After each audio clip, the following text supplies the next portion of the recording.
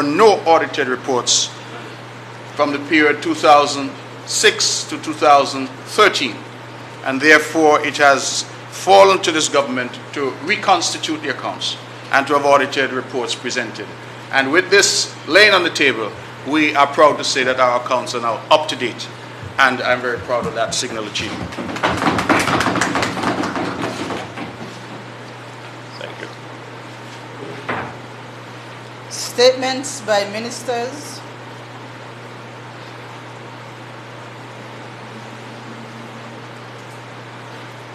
Personal explanations.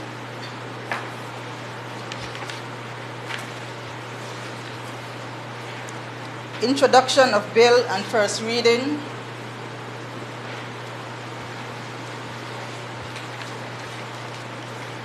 Mr. President, I rise to introduce and have read the first time the Nevis Appropriation 2020 Ordinance 2019.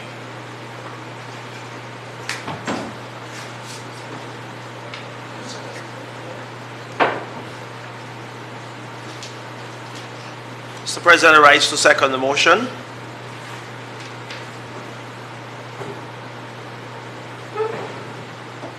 Question is that the bill shortly entitled the Nevis Appropriation 2020 Ordinance 2019 be read the first time. Those in favor? Aye. Those against? The ayes have it. A bill to appropriate certain sums of money for the use of the public service of the island of Nevis for the financial year commencing on the first day of January 2020 and ending on the 31st day of December 2020. The bill has been read a first time. Public business, bills second and third readings.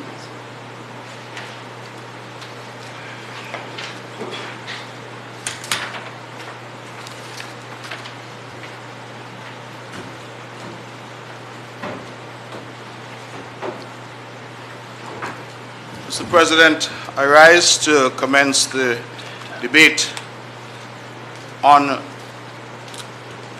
this particular bill, which, as we all know, sets out each year the plans, programs, and projections for the Nevis Island administration. In so doing, it is customary for the Minister of Finance, a position that I currently hold, to read the budget address. And with your leave, Mr. President, I do so now. Mr. President, it is a privilege for me this morning to rise and present this budget. The theme that we have chosen is building resilience, improving infrastructure for long-term development, a harmonized approach to economic growth. Today, I will present a plan which seeks to provide a framework for development that harmonizes my administration's policies with the plans of our private sector in a way that will stabilize the economic environment and foster growth. It is no doubt that fiscal year 2019 has been a difficult one, Mr. President. During the last budget period, the fiscal year 2019 was heralded as a period to focus on the economy, to build resilience, especially coming off the heels of Hurricanes Irma and Maria. We had also sought to make strides to improve our infrastructure in a way that will support future economic growth. However, Mr. President, extenuating and exogenous shocks beyond our control have operated to frustrate the planned growth for 2019. The deceleration of growth in the global economy has impacted us significantly, yet we have managed to maintain some stability in our economy despite the unexpected traumas experienced by us during the past year. The sudden and unexpected closure of Brownhill Communications, causing a loss of 131 jobs, and the 4-month-long closure of the Four Seasons Resort in order to carry out major renovation works were two such events outside the administration's control, which impacted the island negatively. We must commend the management of Brownhill Communications for the contributions they have made to the economy of Nevis over the years. Again, it was as a result of the downturn in the global economy and changes in the mode of operation of their main client, Bell Canada, which forced them to close operations on Nevis. We were nevertheless heartened that through proactive leadership of this administration, living up to our ethos, people matter most, we were able to engage in urgent discussions with the management of that organization and to persuade them to expand the benefit payments to workers beyond their obligations as enshrined in the labor laws. Mr. President, our intervention ensured that the affected workers would have a cushion in income, in some cases up to 11 months' salary when coupled with the severance payment, so as to meet their daily financial commitments even as they seek to find gainful employment elsewhere in the economy. In addition, my government sought to cushion the impact on workers even more by waiving any and all taxes payable on amounts they received as termination packages, ensuring that they put maximum money in their pockets. We went even further and assured the non-national workers that we shall renew work permits and/or necessary stays to ensure that they can continue to live, work, and contribute to building our island home. In addition, we were able to persuade Brownhill Communications that all the hardware and telecommunications systems in place at the time of closure would be handed over to the administration, making it easier for us to attract a replacement operator. And this was, Mr. President, at no cost to the taxpayers of Nevis. Thus far, we have had 2 different interested operators visit the site, and we remain hopeful, indeed optimistic, that we will have a new operator there soon. Mr. President, I'm aware that there have been some delays in processing the severance payments due to workers after an initial commitment by the authorities on St. Kitts that they would be paid by the end of October 2019.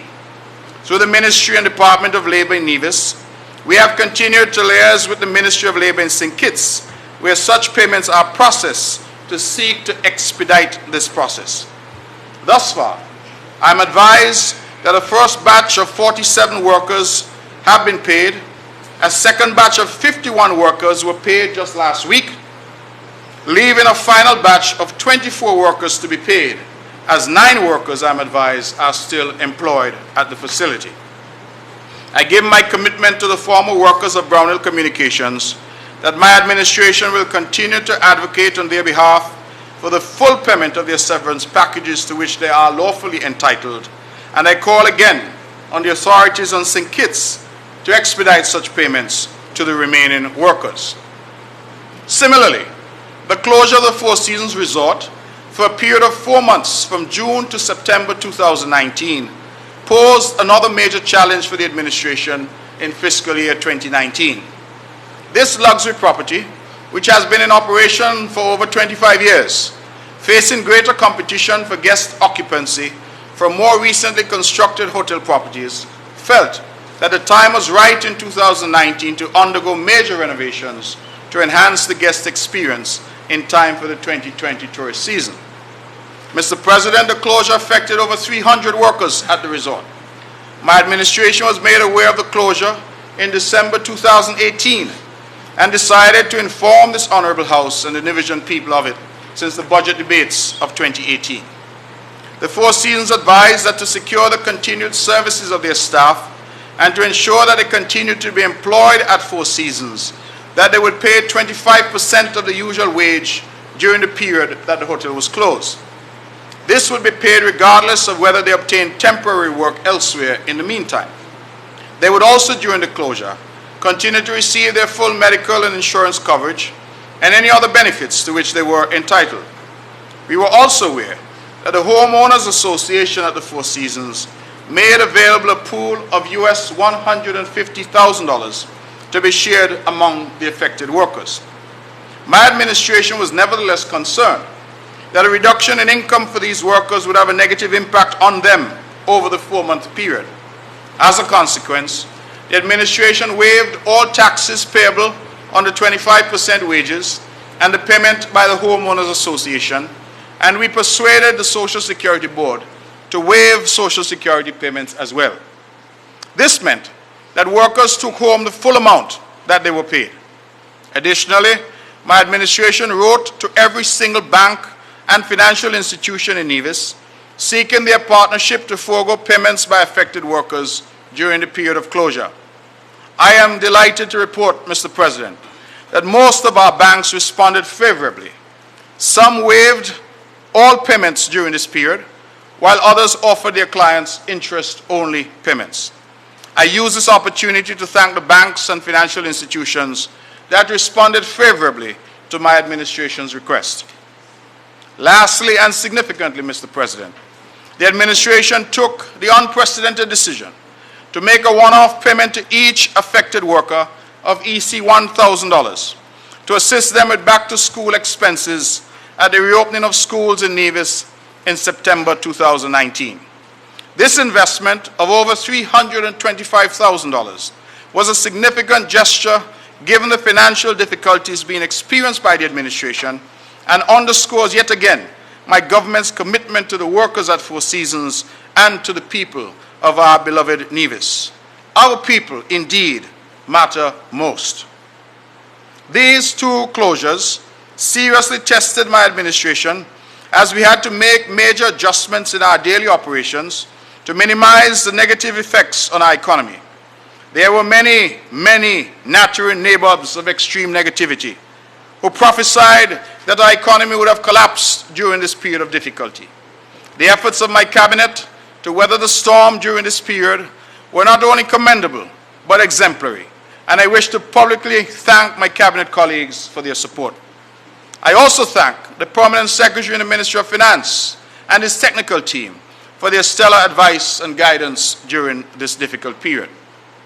Despite the fall-off in revenue collection, my administration was able to successfully continue to provide the services of government, meet our usual commitments, pay our salaries and other day-to-day expenses on time, and still find the resources to invest in major infrastructure projects. The school renovation project, which took place over the summer vacation, the road works on the Brownhill Road, Craddock Road, and the Island Main Road, the hospital and treasury building construction, along with other minor projects, never fell off track, despite the pressure that was placed on us in the face of reduced revenue flows. Mr. President, we are fully aware that we cannot develop our economy only with domestic sourced capital. The inflow of foreign direct capital through foreign investment is a necessity. My administration held great expectations for a number of foreign direct investment projects which should have materialized in 2019.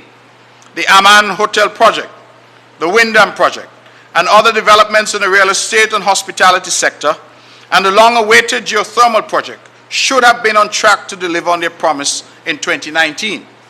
We have paved the way through our fiscal incentive programs to facilitate these investments. However, unfavorable changes in the global economic landscape have made it increasingly difficult for the movement of capital into developing countries like ours. Global powerhouses like China, United States of America, and other developed countries have all restructured their incentive packages and tax regimes in an effort to reduce and restrict the movement of financial resources out of their borders into developing countries like ours. International aid is no longer a cornerstone of their fiscal policy. As a small island, our economic development has traditionally depended on such aid. Therefore, these changing tides have taught us that we need to build resilience if we are to cope with the negative aftershocks of an ever-changing global economy. We are confident that the fiscal year 2020 will be a prosperous one, and we will once again experience growth in the local economy. The new fiscal year will be declared as the year of the economy, as we believe that the groundwork laid over the past 6 to 7 years creates a solid foundation for long-term growth and development. Mr. President, as we head into the midterm of this new government, which I am privileged to lead since December 2017, I reflect that we have indeed accomplished much over the past 2 years. We must continue to craft a new vision for the island of Nevis if we are to cope with a changing global economy. We must continue to implement measures to enhance economic stabilization in the short term, whilst simultaneously reinforcing the foundation for economic expansion in the medium to long term.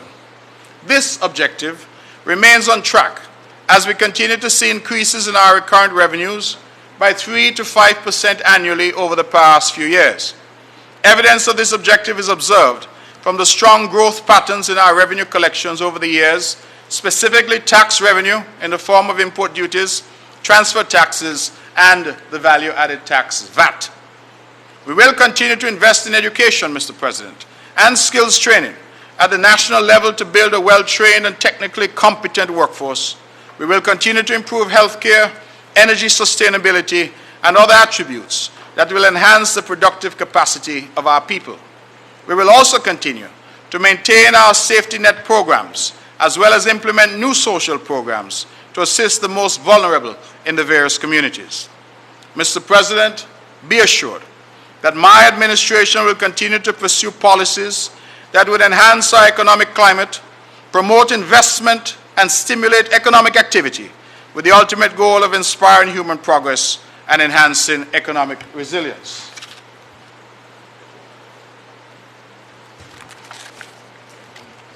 Mr. President, 2 years ago, global economic prospects were very promising, with projected growth levels on par with the period prior to the global financial crisis. This has suddenly changed, as the ensuing periods have been characterized by uncertainty, marginal and slowing, non-homogeneous economic growth, and geopolitical constraints, none of which proffer well for the small islands such as Nevis, especially as we have to aggressively seek to improve our competitiveness to attract foreign direct investment and enhance our trade capabilities in an attempt, Mr. President, to combat and mitigate the effects of climate change. The International Monetary Fund, IMF, has clearly stated in its World Economic Outlook, October 2019, that the global economy is in a synchronized slowdown. The World Bank echoed the same sentiments, and they are concerned that the softening pace of global investment and trade will further deepen the downside risks to future investments in economic growth. Global economic growth for 2019 is now forecast to be only 3%, which represents a 0.8% decline over growth levels achieved in the year 2017. The IMF also projects a global growth in 2020 to be only 3.4%, which also represents a downgrade from earlier forecasts. While the report indicates that advanced economies will experience significantly low growth rates of 1.7% in 2019 and 2020, emerging markets and developing economies are forecast to reach growth rates of 3.9 and 4.6% in 2019 and 2020, respectively. The report also indicates that growth in the Eastern Caribbean Currency Union was a positive 4% in 2018, with expectations for 2019 and 2020 to be a positive 3.6 and 3.4%, respectively. However, these numbers are subject to considerable downside risks, and the probability of these expectations being downgraded is likely considering the current trends. As stated in the October WEO report, the within-country issues of some systemic economies, such as the United States, our largest economic partner, China, the United Kingdom, and Japan, have had a negative impact on global growth for 2019. The ongoing trade war between China and the United States and implementation of trade tariffs from both sides could result in a reduction of global GDP of 0.8%. The inability of the United Kingdom and the European Union to formalize to date a Brexit agreement has left a cloud of uncertainty for many sectors of their own economies. The state of global affairs has resulted in negative spillovers to both emerging markets and developing economies, who are now experiencing a decline in the inflow of foreign capital, a decline in exports, a rise in import bills, and rise in debt levels. Mr. President, the East Caribbean Central Bank, in its annual Economic and Financial Review, December 2018, Volume 1, reported that member countries should be cautious and prudent with regards to their medium-term expectations, because while economic prospects for the region were largely favorable, there exists a number of downside risks that have the potential to derail future gains. These risks were similar to those underscored in the World Economic Report 2019. The report also states that GDP growth for the region was 3.8% in 2018, and it anticipates growth rates of 3.31 and 3.16 in 2019 and 2020, respectively. These outcomes are similar to those predicted by the IMF for our region. The ECCB's report states that for the fiscal year ended December 31st, 2018, real GDP for St. Kitts and Nevis grew by 3%. This expansion was attributed to growth in the tourism, construction, and the manufacturing sectors, along with positive spillovers into other sectors such as wholesale and retail. The outlook for 2019 also relies heavily on growth in these major sectors of the economy. It further anticipates that growth for the Federation will continue to expand into the medium term, with GDP growth expectations of 3.64% in 2019, then a fall-off to 2.93% and 2.91% in 2020 and 2021, respectively. These forecasts are in tandem with the disposition of the IMF's medium-term global economic growth expectations. In light of the high degree of economic uncertainty and downside risks surrounding the near future, my government will continue to closely monitor the conditions here on our little island. When deemed necessary, and bearing in mind our own fiscal constraints, we will provide fiscal stimulus to ensure economic buoyancy. It is our goal to always employ fiscal policies that provide our small open economy with some degree of resilience. The purpose of this is to provide a buffer against the many downside risks, including but not limited to natural disasters and economic downturns, to which we are so easily susceptible. One of our priorities has always been and will continue to be to take actions that will boost economic growth, strengthen resilience, and ensure a high level of inclusiveness so that all of our citizens can experience an improved quality of life as our economy grows and prospers. I turn now, Mr. President, to the domestic economic performance. Our fiscal outturn for the year 2019 to date is in some ways indicative of the observed dampening in global economic growth and the result of the exogenous economic shocks that the island experienced. However, we are now seeing signs of improvement, and with a better than average tourist season expected into summer 2020, these results have reassured us that we are indeed moving in the right direction, albeit at a more moderate pace than we had initially envisioned at the start of the 2019 fiscal year. The total recovered revenue generated as of 31st October 2019 amounted to some $114.74 million. That represents an increase of $2.2 million or 1.96% over the results of the same period in 2018, where the revenue generated was $112.54 million. This recurrent revenue, coupled with the $25 million received by the administration as a share of the proceeds from the CBI program, and combined with grant funding, resulted thus far in an overall total revenue of $141.74 million. Mr. President, I am pleased to report that the tax revenue collected as of 31st October 2019 amounted to some $87.79 million, which represents a growth of 6.07% when compared to the same period in 2018, where the amount was $82.77 million. Tax revenue therefore amounted to 76.51% of our revenues to date. The most significant contributor to the tax revenue collected for this period was the value-added tax. That accounted for some 24.57% of recurrent revenue. Additional notable contributions included financial services, 8.88%, stamp duty, 8.80%, import duties, 8.04%, social services levy, 7.77%, and customs service charge, 6.95%. Total expenditure for the period January to October 2019 amounted to $159.82 million, which represents a marginal increase of 3.55% when compared to the outlay of $154.34 million for the same period in 2018.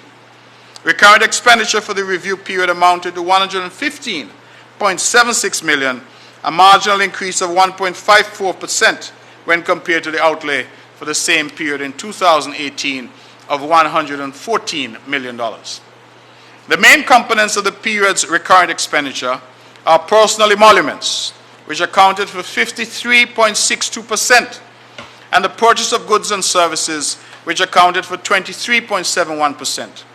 Debt servicing, consisting of both principal and interest payments, amounted to $21.72 million. Mr. President, my administration over the past years has invested heavily in our public sector investment programs, which encompass the development of the physical, social, technological, and economic infrastructure on the island. This was done with the aim to generate sustainable, inclusive economic activity, build resilience, and enhance our regional and global competitiveness. For the period under review, the outlay for public investments amounted to $44.05 million, which is an increase of 9.21% over the amount spent for the period ending 31st October 2018 of $40.34 million.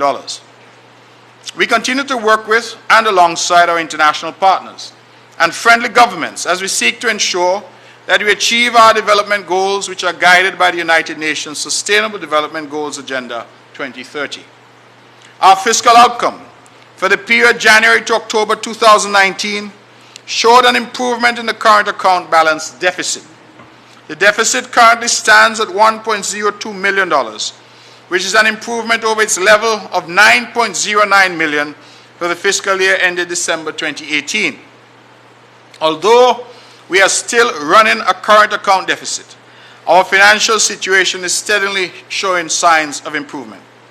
While our current account deficit has shrunk by some 88.75% over its level as of December 2018, the primary account balance surplus has contracted. The primary balance has moved from a surplus of $10.54 million as of 31st December 2018 to a deficit of $4.83 million as of 31st October 2019. One of the contributing factors to this result is the economic shock that the island began to experience due to the temporary closure of our second largest employer on the island, as well as a resultant slowdown in business activities during the months prior to the actual closure. As a result, we had to increase our short-term borrowing through domestic loans and overdrafts to maintain some level of economic buoyancy. This policy stance would have negatively affected the primary balance. However, this was an exceptional event, and as our business cycle returns to normalcy and the economy continues to expand, it is expected that this deficit will improve over time. Mr. President, we must take every step to restore buoyancy to our economy as we enter the new fiscal year. The data shows that our revenue continues to grow at a moderate pace from period to period, and with no new taxes being implemented, there is every indication that the economy is indeed expanding. We will continue to ensure that we employ the right fiscal stance to support our economic development. Our fiscal policies will continue to be balanced in our drive to build resilience, stimulate sustainable growth, and ensure an entrenched culture of inclusion. It is our belief that this will generate not only short-term benefits, but will lead to both long-term economic gains and significant social development. I turn now, Mr. President, to look at the performance of the value-added tax. Mr. President, the value-added tax continues to be the single biggest revenue generator for the administration. In light of this, we continue to streamline our VAT exemption policy and to grant exemptions from VAT only in respect of those matters as prescribed in the legislation. This tax, which is a broad-based tax, touches every sector of the economy, be it the sale of goods or services, and it is therefore a good indicator of the state of our economic performance year after year. During the period January to October 2019, the administration collected VAT at our Inland Revenue Department on domestic services in the amount of $14.6 million, a 3.9% decrease when compared to the similar period in 2018, which saw a total of $15.2 million generated from VAT on domestic goods and services. This decrease was due principally to the 4-month closure of the Four Seasons Resort and its effects on other related sectors of the domestic economy. VAT collected at the Customs Department for the similar period in 2019 was $13.5 million, representing a 4.7% increase when compared to the similar period in 2018, which generated VAT of $12.9 million. This was due in part to the uptick in construction and its related services, resulting from the major capital investment in the renovation of the Four Seasons property. The total VAT generated for the period January to October 2019 therefore amounted to $28.1 million. Based on this trend, it is clear that VAT expected to be collected for fiscal year 2019 will be on par with that collected during the previous fiscal year. Mr. President, the status of our public debt. It is an established fact that we cannot develop our beloved country without incurring some level of debt. We have always sought to ensure that any new borrowing is in line with our debt strategy of utilizing only low-cost debt instruments with an average rate of interest of 3.5%, and our debt sustainable practice of ensuring that the monthly debt servicing cost does not put any undue burden on the finances of the administration. It is no secret that the debt stock will increase with time as my government is determined to develop our beloved country and have embarked on a number of projects to spur economic growth and development. Every single parish in Nevis has seen some level of development during our tenure in office. A number of these projects have been funded by loans and have ultimately resulted in an increase in our debt stock, while in other cases we are able to minimize the debt servicing effects by requesting our lenders to convert some of these loan funding into grant funding. Mr. President, total public sector debt, including the debt of our statutory bodies, stood at $456.45 million at the end of October 2019, an increase of 3.81% when compared to the amount of $439.06 million at the end of December 2018. It must be noted that the debt of the central government, that is, excluding the indebtedness of our statutory bodies, stood at $408.64 million in October 2019, an increase of 3.16% when compared to the debt stock of $396.13 million at the end of December 2018. This increase in the indebtedness is primarily as a result of new domestic borrowings from the St. Christopher and Nevis Social Security Board at 3.5% per annum to finance Phase 1 of the Island Main Road project, in addition to increases in our overdraft facilities, which have been used as bridging funds to finance the operations of the administration during the period of revenue fall-off from the closure of the Four Seasons Resort. Mr. President, we always strive to ensure that we meet our debt servicing obligations in a timely manner and in accordance with the debt contracts with our lenders. I am happy to report that we have been able to reduce our debt stock from our external lenders, which stood at $42.92 million in December 2018 to $39.61 million as at October 2019. This is part of our debt strategy of retiring more of our higher cost debt and replacing where necessary with lower cost instruments, thus reducing the debt burden on the administration.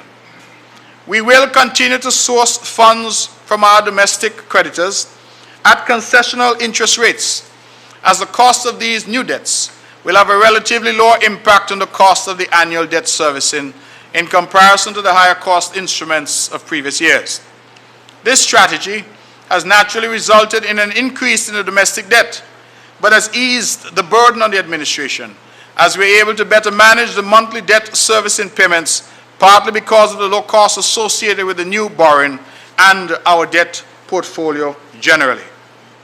Mr. President, there is now a downward trend in the interest rate on borrowings in the marketplace generally.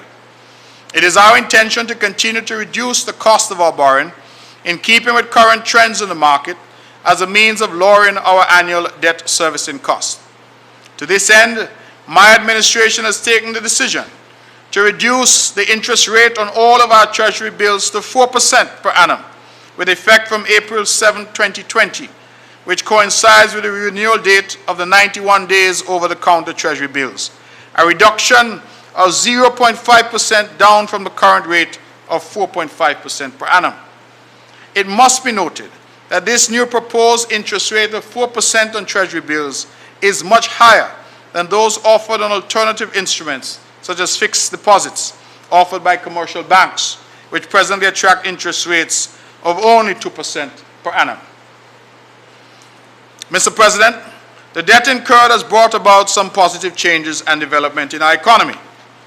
The results, I feel, are evident, and at every turn the Division Public has been the direct beneficiary of these projects, and in short order, we will all reap the fruits of the projects undertaken by this administration. This government is cognizant of the fact that debt management is important. We will therefore continue to pursue our developmental strategy to foster positive economic outcomes while keeping our debt at sustainable levels. Mr. President, if I can turn to job creation. The recent data as released by Social Security showed that for the period January to June 2019, average monthly employment stood at 6,037. This is in comparison to the average monthly employment of 5,948 for the entire period of 2018. One of the methods of job creation utilized by this government is through the promotion and development of a vibrant small business sector. Growth in this sector continues to be promising. The evidence of this can be seen in the number of new business licenses approved from year to year. The period January to October 2019 saw a total of 245 new business license applications approved by the Ministry of Finance. This is in comparison to 223 licenses approved for the entire year 2018 and 250 approved for the entire year 2017. The majority of these applicants were granted approval for business operations in the service sector and to a lesser extent the food and beverage sector. If we are to operate on the premise that each new business license issued in 2019 created at least one job, then it is fair to conclude that there were more than 200 new jobs created in the economy in 2019 through the small business sector. This is very much in line with the employment numbers quoted above, which show average monthly employment as registered with Social Security increasing during this fiscal year by 1.5% when compared to the average monthly employment for the fiscal year 2018. This growth in the small business sector is an overall indication of confidence in the local economy. Mr. President, we will continue to make a concerted effort to get our young people to become entrepreneurs. Our school curriculum will have to be adjusted over time to achieve this objective. But more importantly, we will take steps to introduce these skills to our school leavers through an array of training programs. Our school leavers must be taught to use their creative skills to create business opportunities for their own employment and employ others in the process, rather than looking solely to the government or the private sector for employment. To this end, the Small Enterprise Development Unit, SIDU, recently conducted a training workshop focusing on batik. This was attended by 25 persons, and it is our hope that very shortly we will see some of the participants coming forward willing to establish business entities, whether it be in the manufacture and sale of batik materials or actually making the clothing for sale to locals and visitors. We thank, Mr. President, our own Mavis Paris for facilitating this workshop, she having just returned from Indonesia, the home of batik, where she spent a year being trained in batik through a scholarship provided by the Indonesian government. While we continue to implement policies and programs to foster the growth and development of business entities in the micro, small, and medium-sized business sector, we are fully aware that the lack of access to financing is the main challenge faced by potential small business persons. These persons at times do not possess the necessary minimum input as required by the banking sector in order to gain access to commercial funding. My government, in response to this challenge, has approached the government of the Republic of China on Taiwan for low-cost funding for on-lending to persons who have solid business ideas and wish to convert those ideas into business opportunities. I am happy, therefore, Mr. President, to report that we have received approval for the first tranche of funding in the amount of $2.5 million with an interest rate of 3%, which will soon be available for on-lending to potential small business persons. Under this program, persons with viable business ideas will be able to apply for funding from CIDU up to a maximum of $100,000 at a rate not exceeding 4% per annum. Let me repeat so that the technocrats at finance hear me. At a rate not exceeding 4% per annum. The target group will be our females and males under age 35. We feel these groups are currently underserved by the commercial banks. These funds will supplement our existing Entrepreneurial Development Fund, which is currently also administered by CIDU. Over the past 6 years, CIDU has issued a total of 59 loans to persons wishing to start small business operations. I am happy to report that all of these business entities are still active at this time. This success rate is due largely to the business monitoring program currently undertaken at CIDU, which serves to provide ongoing monitoring and support to all new applicants for a period of at least 2 years after the issue of loan funding. Our CIDU office will be enhanced in the new fiscal year with the employment of additional business development officers.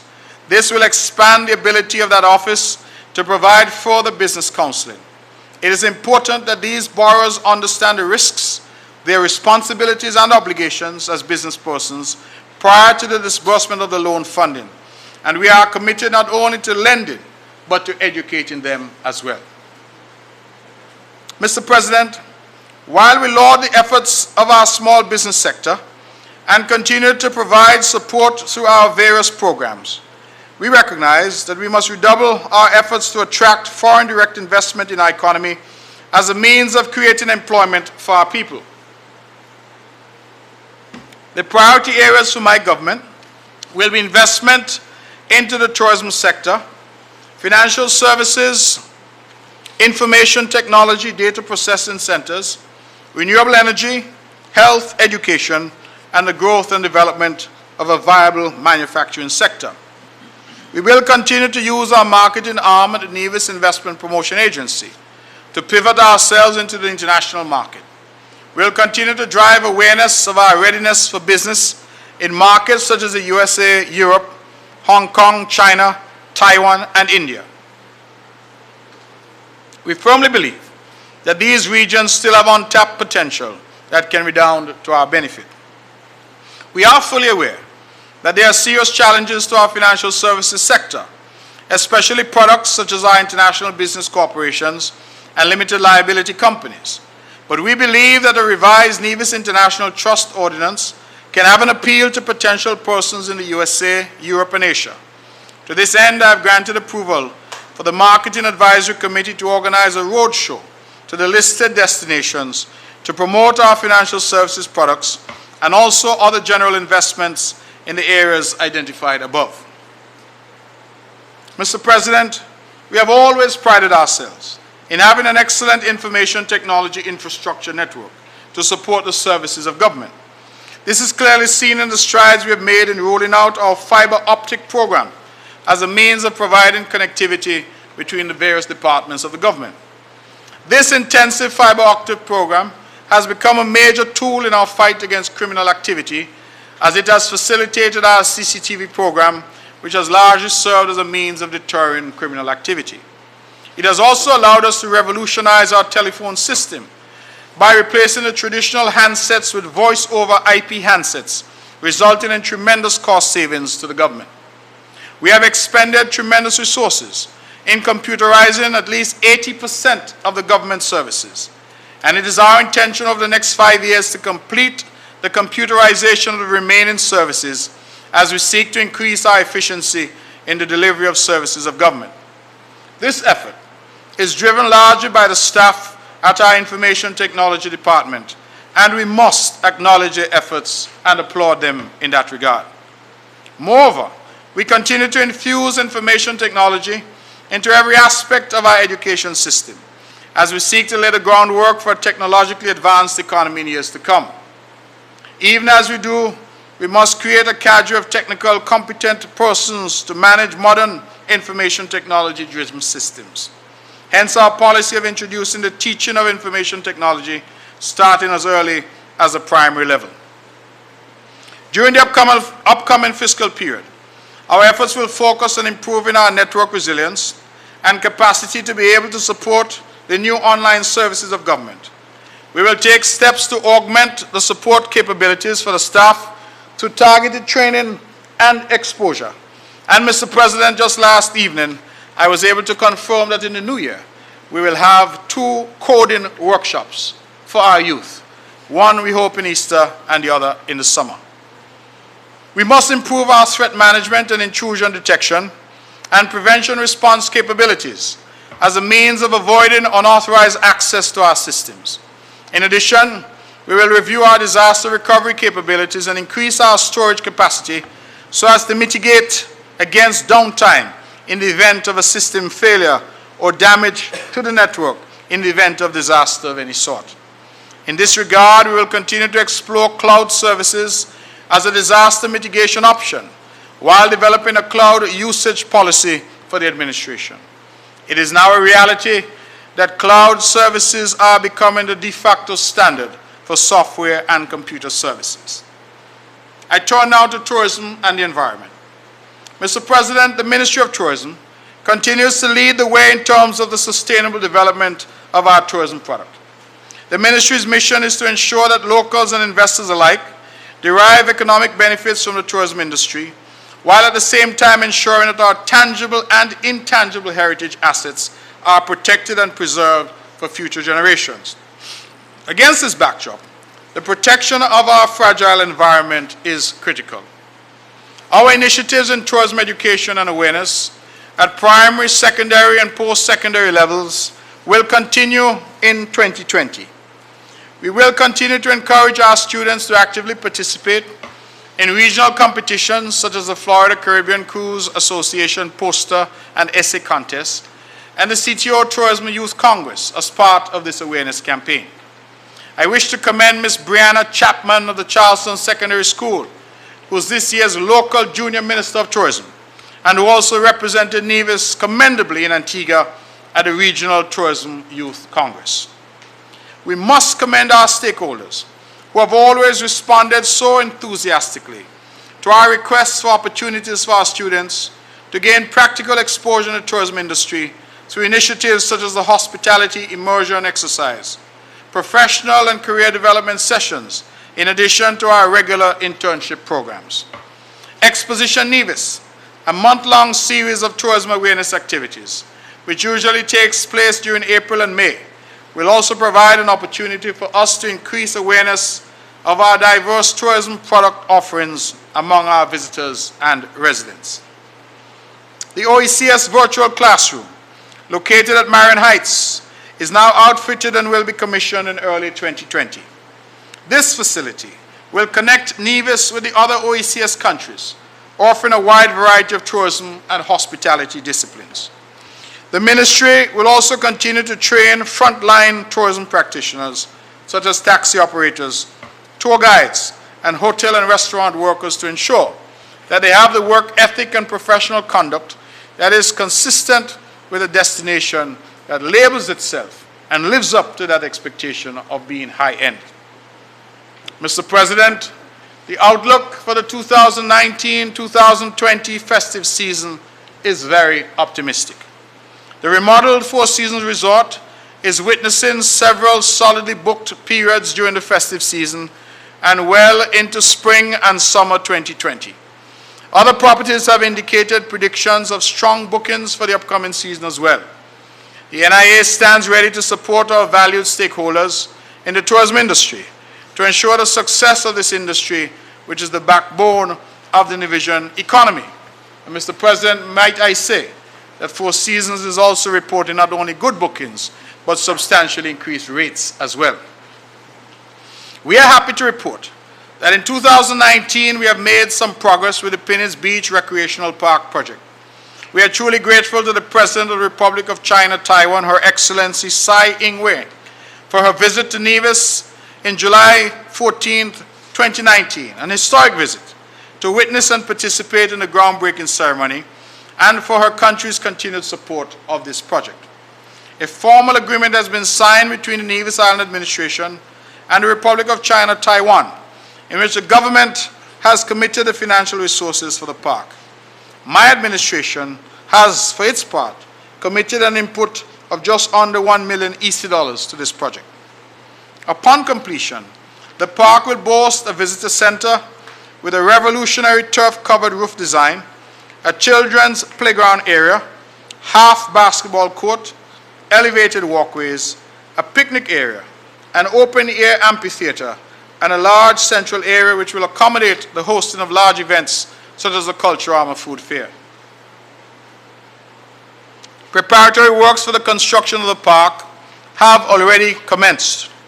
These include surveying and site engineering works, securing of the perimeter, preparation for the environmental impact assessment, preparation of detailed architectural drawings, and procurement of construction materials.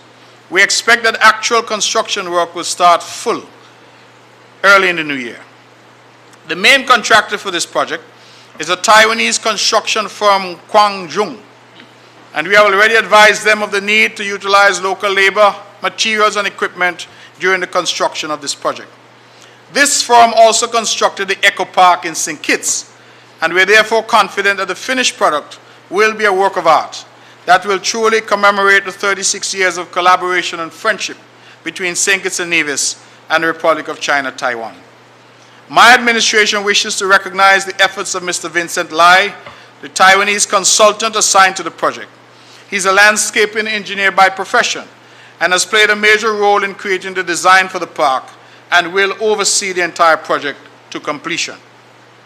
Mr. President, the Nevis Island Administration and the people of Nevis are proud to host the 10th Biennial Caribbean Tourism Organization HR Conference scheduled for May 20th to 22nd, 2020, under the theme Navigating the Next Phase with Caribbean Tourism, Talent and Technology 2020 and beyond. Mr. President, this is significant because this will be the first CTO conference ever to be hosted in Nevis. And we anticipate that this event will bring much needed publicity and awareness of Destination Nevis while providing increased activity for our hotel properties. We recognize the importance of airlift to the destination. As we celebrate the imminent return of Cape Air from San Juan, Puerto Rico, we are also actively negotiating terms and conditions to facilitate the continued service into Nevis of Winair. This airline has been a critical transport partner to Nevis, linking it to major carriers destined to Europe and North America. We are also cognizant of the significant volume of our visitors who arrive in Nevis by sea, in particular those arriving via water taxi, the recently commissioned water taxi pier. The Ministry of Tourism will continue to work with the Nevis Air and Seaport Authority to put procedures and facilities in place to ensure that the arrival experience of our visitors is truly welcoming. Mr. President, our external marketing efforts, as mandated through the Nevis Tourism Authority, continue to be geared towards building awareness of Nevis in the marketplace. During this year, the Nevis Tourism Authority, in collaboration with its public relations representatives in the US and UK, and also with assistance from some of our other tourism partners, was able to attract 25 journalists in addition to 45 travel agents and tour operators from the USA and UK, our major markets. Through this effort, our destination featured in various online and print articles in a number of publications, such as Travel and Leisure magazine, the Toronto Sun, the Washington Post, the Daily Mail UK, Luxury Travel Advisor, The Guardian, and Forbes.com. In addition, sales representatives from our local NTA office participated in a number of trade shows, presentations, and sales calls, with over 1,300 travel agents in cities such as Dallas, Houston, San Antonio, Washington, D.C., Orlando, Tampa, Boston, New York, San Francisco, San Diego, Los Angeles, Detroit, and Minneapolis. Similar efforts were made in the UK market, where our team conducted promotional events with travel agents, tour operators, and journalists in various cities, such as London, Leeds, and Edinburgh. Mr. President, we continue to witness year-on-year improvements in our cruise and yacht calls. This season is projected to see a total of 64 cruise calls with a carrying capacity of 14,485 passengers.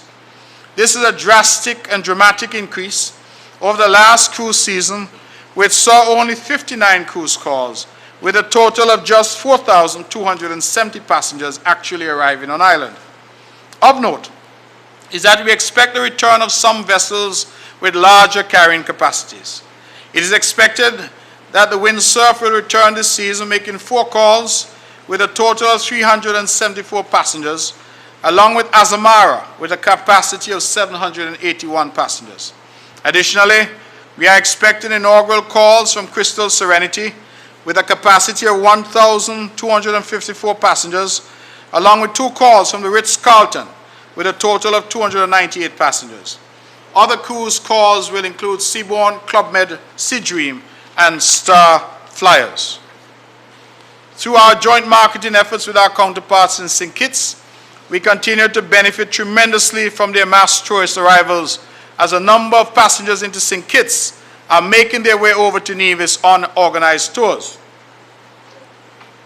During the last cruise season, a total of 6,001 passengers from the cruise ships in St. Kitts journeyed to Nevis on organized island tours. This is in addition to those persons who took the regular ferry themselves and landed at the Charleston port, or those persons who took catamaran cruises and docked on Pinnis Beach. The NTA will continue to work with cruise agents, yachting agents, including our counterparts at Christopher Harbour, and our tour operators to grow the cruise and yachting sector. During the upcoming fiscal year, the NTA will focus its efforts on developing stronger links with St. Martin as we seek to explore opportunities for visitor arrivals from Central and South America and Europe, using St. Martin as a gateway to Nevis. We will continue to leverage the opportunities presented by all social media platforms. With the impact of social media globally, greater emphasis will be placed on the use of influencers and consumer-generated content to draw visitors to Nevis. We will also continue to strengthen relationships with NTA tourism partners to ensure that marketing responsibilities are borne equitably. Mr. President, to complement this thrust in tourism, attention must also be placed on preserving our environment. The Department of Physical Planning and Environment continues to support the work of the Ministry of Tourism in building resilience and ensuring the long-term sustainability of our ecotourism product. In order for us to adapt in the face of climate change, we must take steps to. We wish to express profound thanks to UNDP for their kind assistance in funding this climate resilience project. Mr. President, my government continues to raise awareness of the need to restrict the importation and use of single-use plastics. We laud the efforts of our hotels, restaurants, and other businesses who are already taking a step in this direction by using biodegradable products as a viable substitute for plastic and styrofoam. My government intends to be a lead player in this effort, and during our Mango Festival in July 2019, we made a concerted effort to eliminate all plastic utensils from this signature event. In addition, we will mandate our supply office during fiscal year 2020 to immediately identify suitable suppliers for these plastic replacement items and to have them in stock for sale here on the island of Nevis. We wish to implore our business community to voluntarily join in this effort of substituting biodegradables for single-use plastics and styrofoam. We are, Mr. President, committed to banning single-use plastics and styrofoam in fiscal year 2020 and propose to work closely with the federal government to ensure that this ban comes into effect in the new year. We must do all in our power to reduce the considerable environmental damage that these materials cause to our fragile island ecosystem, especially our waterways and oceans. We also intend to robustly enforce anti-littering and anti-dumping laws and continually seek through the Nevis Solid Waste Management Authority to educate our public on the need to keep our environment clean and dispose of waste only as prescribed by law. We will, in the new year, appoint litter wardens for each parish to help enforce the litter laws. We must all strive for a cleaner Nevis, and we again ask for the public's partnership as we seek to ensure that Nevis remains pristine and lives up to its marketing tagline, Nevis Naturally. Now, Mr. President, the all-important agricultural sector. The Ministry of Agriculture is tasked with ensuring the food and nutrition security of our people and effectively managing and protecting the island's agricultural resources through the implementation of appropriate disaster mitigation strategies. Over the last 4 years, the Ministry has focused on food security. However, we must now shift our attention to food sustainability to meet the specific growing needs of our population. The Food and Agricultural Organization of the United Nations, FAO, has designated the year 2020 as a time to focus on plant health issues. We cannot fail to discharge the responsibilities mandated by the FAO. The Ministry will therefore redouble its efforts at planting fruit or tree crops such as soursop, guava, golden apples, and citrus as part of our reforestation exercise. The challenges of climate change are real, and with the help of allied agencies, the Ministry is championing the adoption of smart agriculture techniques. The last 4 years on record have been the hottest temperatures in human history, and there are consequences for small and vulnerable economies such as ours. These include longer dry spells, rain deluges, more violent hurricanes, and associated pests and diseases. We must fully adopt smart agricultural techniques, such as protected agriculture or shade house technology, as a response to the effects of climate change. This has proven to be an excellent solution for many of the problems experienced in traditional agriculture as it relates to the cultivation of short-term crops. During this upcoming fiscal year, the Ministry will seek to improve its production across sectors by persuading our farmers to incorporate proper business practices and information technology into their operations. The output from crop production for the period January to October 2019 showed a total of 58,577 pounds, a marked reduction when compared to last year when 89,877 pounds were produced. This, as we know, was due largely to the harsh weather conditions caused by the extensive drought period we experienced this year. The main crops cultivated during this period were cabbages, tomatoes, melons, peppers, and pumpkins. Mr. President, while the harsh weather conditions had a negative effect on food crop production, the processing of animal byproducts from the abattoir increased dramatically.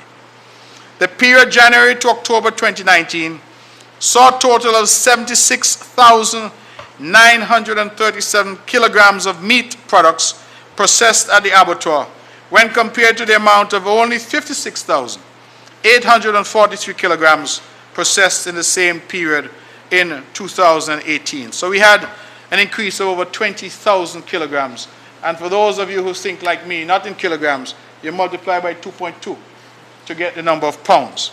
So we saw nearly 50,000 pounds more meat products produced in 2019. Despite the improvements in production, the data shows that we are yet to be self-sufficient in any of the meat products, and we continue to rely on imports to fill the demand gap. We eat a lot of meat in Nevis, Mr. President. We still have to fill the demand gap. Agro-processing as a sector continues to be a significant cottage industry.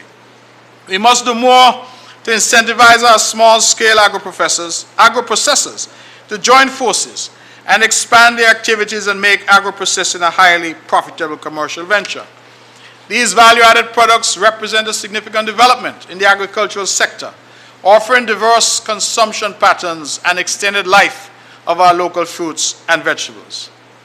The Nevis Agro-Processing Center has been in operation now for more than 15 years, thanks largely to the assistance from IECA and other allied agencies. Our people have mastered the technique of processing. However, we must do more in terms of our efficiency of production, standardization of ingredients, and the packaging and labeling of these items if these products are to venture into markets outside of Nevis. We continue to be grateful, Mr. President, for the assistance received from Ross University School of Veterinary Medicine in St. Kitts in enhancing the quality of the breeds of cattle at the Madden's stock farm. The introduction of new breeds to the herd is already having a positive impact, and we are already seeing an improvement in the quality of animals. The department will soon be in a position to pass on to our farmers improved genetics procedures that will enhance the quality of beef products available on island. It is expected that within the medium term, the island can again be self-sufficient in beef production. We self-sufficient in pork? Yep. And in pork. As we further roll out this program in conjunction with Ross University School of Veterinary Medicine, the department will examine the feasibility of introducing dairy production with a view to providing fresh cow's milk for local consumption. Taking you back, Mr. President, to when we were young.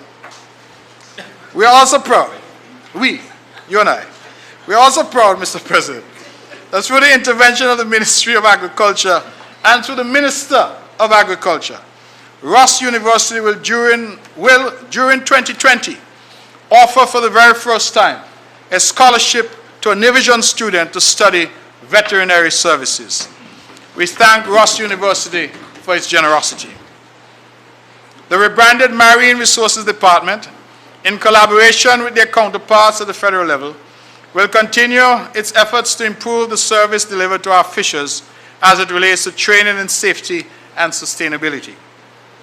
The appointment of a Marine Enforcement Officer under the new legislation will empower the department as it seeks to combat and deter a number of existing illegal marine practices by our fishers, especially in areas of overfishing and the destruction of our endangered marine species.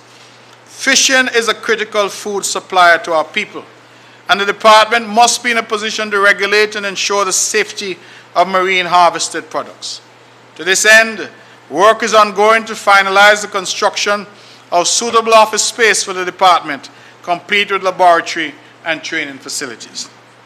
As the ministry continues to pursue its mandate to support primary producers, as well as related processors, to provide safe and healthy food supplies, we encourage these primary producers to use existing and new technologies to grow their various business enterprises.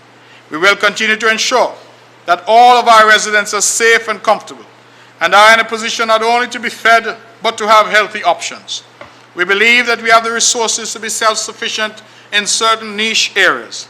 However, the challenge for the upcoming year 2020 is to harness our human resources, along with our available mechanization, information technologies and skills, in the right combination to provide for food sustainability for our people.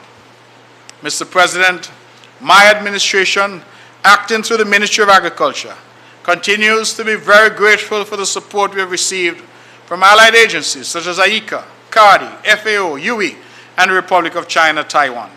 We will continue to deepen these relationships in the interest of promoting a collaborative and coordinated approach to agricultural development. With the available training opportunities to our staff, farmers, and all stakeholders, technical skills must be transferred and translated to ensure food and nutrition security. I must mention before passing on, Mr. President, my administration's ambition, a bold ambition, in the new fiscal year to plant 10,000 trees, both food-bearing and ornamental, as we seek to make Nevis more environmentally friendly and combat climate change.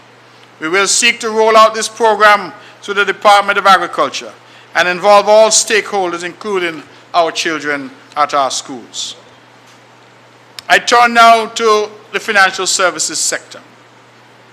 The financial services sector continues to be under threat from the European Union and the OECD as it relates to the issues of taxing rights for IBCs and LLCs.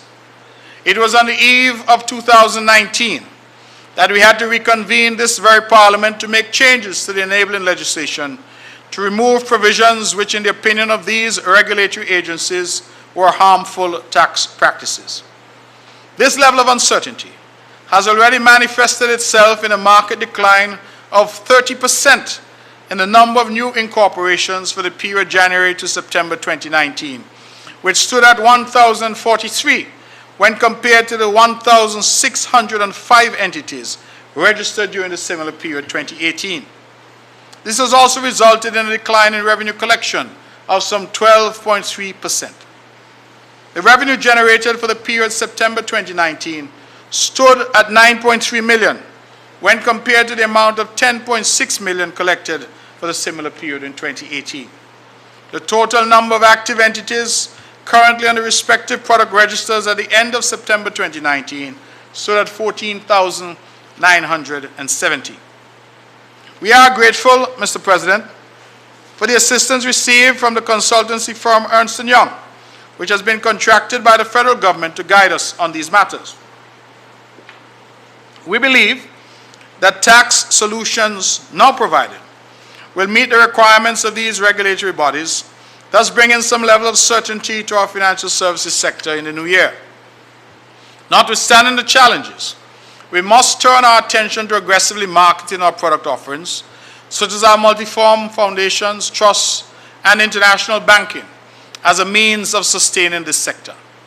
In 2014, this government introduced the Nevis International Banking Ordinance 2014 and the Nevis International Banking Regulations for the establishment of a more robust international banking sector as a means of diversifying our product offerings. We have committed and will continue to commit the necessary resources to ensure that this sector is well regulated. While we have licensed 2 institutions to date, we are also in receipt, I'm advised, of inquiries from other entities. I wish to make it abundantly clear that this administration will only seek to license reputable institutions and individuals that can add value to this sector and safeguard the reputation of our jurisdiction.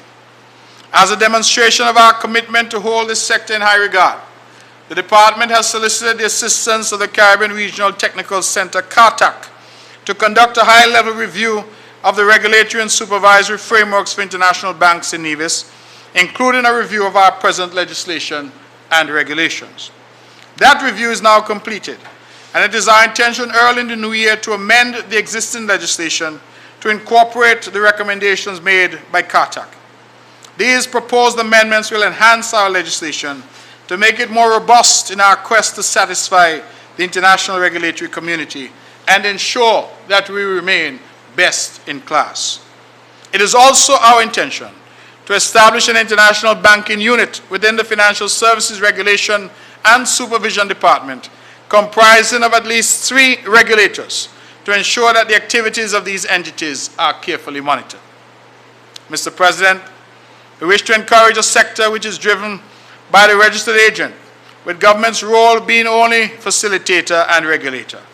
In this regard, we continue to seek to educate and sensitize service providers of various international regulatory developments through our annual AML CFT conference. This year's conference was held under the theme, Conquering the Compliance Divide, Effective versus Defective, Bridging the Gap in Today's Regulatory Environment. It was facilitated by Mr. Robert Mazur, President of KYC Solutions, Inc., and the New York Times best-selling author of The Infiltrator, who shared, interestingly, his real-life experience as an underworld money launderer. See who we brought to Nevis? Real-life experience as an underworld money launderer. A total of 207 attendees participated in the conference and received training in the Financial Action Task Force methodology, terrorist financing, and the financing of proliferation of terrorism, financial investigations and confiscations, money laundering trends, techniques and typologies, and the importance of beneficial ownership in the AML CFT framework. During 2020, the Department will continue to provide guidance and feedback to regulated entities to ensure that they comply with the AML CFT obligations. Mr. President, the Department has commenced work to implement a state-of-the-art online registration portal to allow service providers, registered agents to register new entities online in Nevis. Users will be able to log in to a secured portal to conduct a number of activities, including searches, ordering of certificates, and the renewal of registrations.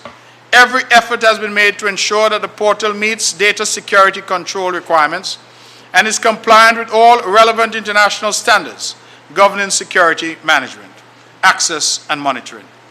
The government has expended a tremendous amount of resources to implement this modern corporate registry system in keeping with the requirements of a modern industry. Therefore, it is expected that early in the new year, there will be a review of the fees charged for the services offered by the department. The new fee structure will serve as a means of cost sharing for this project, and while simultaneously move us closer to reflect the costs associated with providing the improved level of service. The department will continue to collaborate with other competent authorities as we seek to prepare for the Caribbean Financial Action Task Force fourth round mutual evaluation exercise on the Federation of St. Kitts and Nevis, which is scheduled to take place during the period 23rd March to 3rd April 2020. The Federation will be evaluated on the basis of the Financial Action Task Force recommendations and the interpretive notes. These are the international standards on combating money laundering and the financing of terrorism and proliferation, as well as the methodology for assessing technical compliance with FATF recommendations and the effectiveness of AML-CFT systems. In preparation for the evaluation, the Federation of St. Kitts and Nevis has already conducted a national risk assessment to identify and assess areas which are vulnerable to money laundering and terrorist financing, and develop an actual plan to rectify deficiencies, if any. Mr. President, the department is now mandated to monitor categories of designated non-financial businesses and professions, other than registered agents, service providers for AML-CFT risk purposes. These include, and I want those out there involved in these businesses to understand, that the international rules now say that regulated entities include real estate agents, dealers in precious metals and stones, lawyers, notaries, other independent legal professionals, accountants, and casinos. Work is ongoing with our counterparts in St. Kitts to develop supervisory and regulatory regimes to facilitate this initiative. These initiatives are necessary to ensure that our jurisdiction's profile will be elevated to a well-regulated international financial center and to ensure that favorable ratings are obtained for the upcoming mutual evaluation. As we seek to diversify this critical pillar of the Nevis economy, we renew our commitment to exploring and advancing the development of a framework for digital currency and the economic opportunities afforded by that new and exciting sector. Nevis can become a world leader in this regard, and I pledge our continued exploration of this for fiscal year 2020. I turn now to our infrastructural development. Mr. President, my government continues to make substantial investment in our infrastructure as a means of reducing our annual rental expenditure and also as an incentive to stimulating economic growth. Work on the new Treasury Building complex and the Newcastle Police Station are now practically completed at a combined cost of some $14.25 million. It is anticipated that early in the new year, arrangements will be made for the official opening of these two structures, and thereafter the intended departments will be relocated to these premises, resulting in savings in rent in excess of $300,000 per year. Work is progressing apace on the Alexandra Hospital Rehabilitation Project, and it is anticipated that work on this structure will be substantially completed by the third quarter of 2020. It must be noted that a hospital structure, unlike a regular office building, requires specialized finishing in keeping with the requirements for a modern health facility. Therefore, it is the intention of my government to engage the services of an entity with the requisite knowledge, skills, and experience to undertake and supervise the final finishing work during the last quarter of 2020, as we seek to provide a completed facility in keeping with our policy of providing an increased level of health care for our people. Expenditure on this project to date amounts to some $9.9 million. During the 2019 summer school vacation, my administration undertook extensive rehabilitation of our school plant to create an atmosphere conducive to learning. The total cost of these works amounted to $2.7 million and included the construction of additional classrooms and science labs, upgrading of the electrical supply to accommodate modern teaching equipment, along with replacing roofs on a number of school buildings which had fallen into disrepair. Other works undertaken during this fiscal year included the rehabilitation of the Culturama complex for the hosting of Culturama 45, along with the construction of the cultural facility at Market Shop, Gingerland, intended to be the home of Gingerama and now called the David Freeman Center of Excellence. Gingerland people real enough, you know, Mr. President. Couldn't just say the complex. David Freeman Center of Excellence. And we're very proud of that facility recently opened. During the upcoming fiscal year 2020, my government intends to undertake preliminary works for the rehabilitation of the public library building in Gingerland, to draft a design for the construction of a new office building for the Ministry and Department of Agriculture, along with the Department of Marine Resources, expand the agro-processing facility, renovate the Charleston Health Center and other health facilities. A number of these buildings have fallen into a state of disrepair and are in need of major renovation works. The long-awaited TVET program, Technical Vocational Education Training, TVET, will commence in full during the first quarter of 2020 with expansion work at the Charleston Multipurpose Center and the technical wing at the Gingerland Secondary School. In order to facilitate this program, while still pursuing the school's curriculum, it will be necessary to construct a number of temporary classrooms to relocate the students of both technical wings during the construction phase of the project. We have made adequate provisions in this budget under the relevant ministries to meet these costs. Rehabilitation work on the upgrading of the Island Main Road from Cotton Ground Junction to Cliff Dwellers has been completed at a cost of some $6.8 million. The rehabilitation of the main carriageway into Brownhill will also be completed by the end of this fiscal year. Additionally, Craddock Road Phase 1, Bath Village Road Phase 1, and other minor road networks as provided for in our last budget presentation are now also completed as we close out our road rehabilitation program for this fiscal year. Mr. President, there is no doubt that the provision of resilient and sustainable infrastructure is vital to underpin our social and economic development. All sectors, including tourism, agriculture, financial services, health, education, and construction, depend on robust and reliable infrastructure for long-term economic growth. In light of this, my government will continue to implement a robust infrastructural development program in 2020. Work on Phase 2 of the Island Main Road Rehabilitation Program will continue in 2020 with the goal of rehabilitating the main carriageway from Cliff Dwellers to Camps as we seek to build a more resilient road infrastructure network for all road users. We have also made provision in our budget to fund the completion of work at Shaw's Road, Craddock Road Phase 2, Bath Phase 2, along with other secondary village roads island-wide. Our total provision for road network infrastructure development in 2020 is budgeted at $13 million.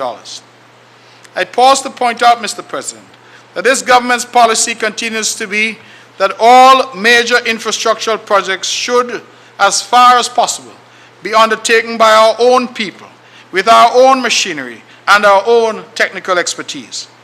Gone are the days when we told our people that they were not good enough to undertake major projects. As a consequence, we have seen an explosion in local entrepreneurship and investment in trucks and other heavy equipment. Our people, therefore, have been the primary beneficiaries of government expenditure on major infrastructural projects. We are truly building Nevis by us and for us. It is generally accepted, Mr. President, that climate change has resulted in warmer temperatures, sea level rise, reduced annual and seasonal rainfall, and the occurrence of extreme weather events in the future. We have seen an increase in the severity of hurricanes, cyclones, and typhoons in recent years, all as a direct result of the negative impact of climate change. On this current trend, we are likely to witness the extended periods of drought and the potential for more extreme rainfall and storm systems.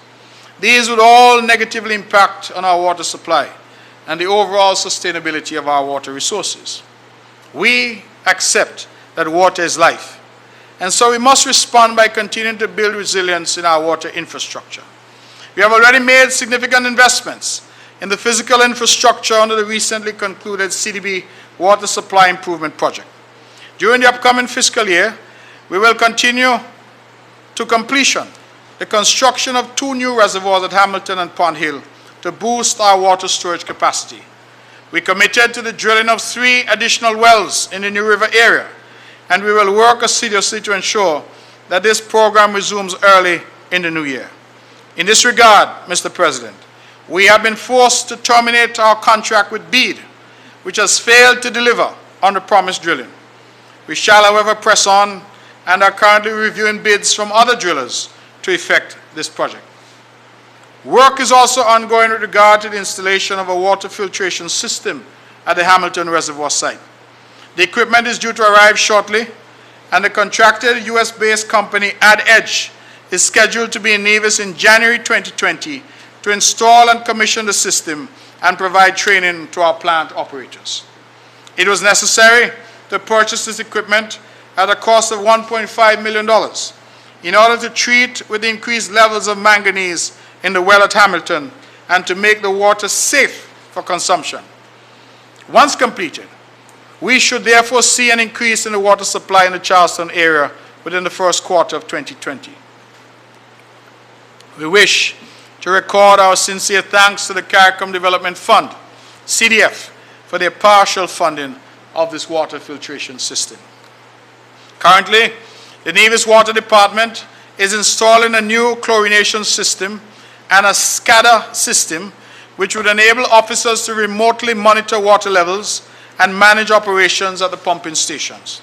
The implementation of the SCADA system is the foundation for further improvements. 500 of these light bulbs, targeting mainly our street lighting and lighting of playfields in the first phase. It is anticipated that an additional 2,500 light bulbs will be installed over the next 3 months as the project extends into the new year. The reduction in electricity consumption by the government for street lighting will positively reduce the burden of the fuel surcharge on all of our citizenry. We thank NEVLEC, its board, and its new manager for their efforts in this regard. We will also continue our efforts to diversify our energy supply by pursuing renewable energy options that are economically and environmentally prudent. Energy, as we know, plays a vital role in a country's economic growth, underpinning all areas of development, and consequently, access to energy is a key requirement for sustainable development. Our efforts at reducing our energy consumption will continue into the new year. In promoting energy security, my government has continued to encourage investment in wind energy, solar energy, and the much anticipated geothermal energy to put us on a path to cleaner and greener energy and ultimately fulfill our pursuit of energy security. The environmental benefits of transitioning to renewable energy cannot be overstated. The future health of our environment depends greatly on us being able to access cleaner sources of energy. Future generations are depending on us to act responsibly so as to ensure the preservation and longevity of a clean environment and a diverse ecosystem. Mr. President, the development of our geothermal energy product has preoccupied various governments over the last 15 years. We are satisfied that the difficulty lies outside our control and depends on the developer's ability to raise the necessary financing for the production phase of the project. We remain confident, however, that this project will be realized in fiscal year 2020 and have conveyed our clear expectation to the developer. Crime fighting and security. Mr. President, the last few months, I believe all of us can agree that we have experienced a period of unprecedented calm as it relates to reported criminal activity here on the island and throughout the Federation. While we may be heartened by this, we take no comfort in knowing that criminal activities of any kind are occurring within our various communities. We are fully aware that criminal activity, if left unchecked, can immediately destroy all the gains we would have worked tirelessly to achieve over the past years. Hence, we must continue to expand and improve upon our social programs as a means of steering our youths onto the correct path and as a tool to curb antisocial behavior. We will continue to promote a program of deterrence and will rely heavily on our CCTV program as a means of deterring such activities. We have invested substantially in the construction of a CCTV command center as a base of operations for this program. It is our intention early in the new fiscal year to fully activate operations at this center and to expand coverage of our existing program. To bolster this existing program, my government expects to receive an investment of US $1.8 million in equipment through an arrangement between the federal government and the government of China, Taiwan. The first batch of equipment is expected to arrive in Nevis in January 2020, with the final batch arriving in March 2020. This equipment, which will be supplied by the Taiwanese manufacturer Vivotech, will be a welcome boost to our CCTV program. The equipment will be deployed island-wide as part of our national security program for deterring criminal activity. Mr. President, we will continue to commit resources to the accommodation and outfitting of the police officers and Army personnel stationed in Nevis. These resources will serve to supplement the budget allocation at the federal level and will serve to ensure that they are provided with the necessary tools to carry out their daily duties here on the island. In our budget for the upcoming fiscal year, we have allocated the amount of $1.7 million to support the work of the security forces on Nevis. And this, Mr. President, is important, bearing in mind we have no constitutional responsibility for security on the island. Let me take a moment to commend also the efforts of our private security firms. Too often they are not recognized fully for the outstanding service they continue to provide in the fight against criminal activity. We are supported and will continue to provide fiscal concessions to private security firms as part of our wider effort to curb criminal activity.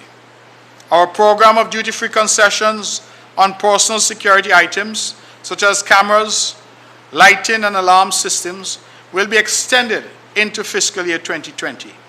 We wish to take this opportunity yet again to encourage our people to take the matter of security seriously and to invest in their own personal security devices for their homes.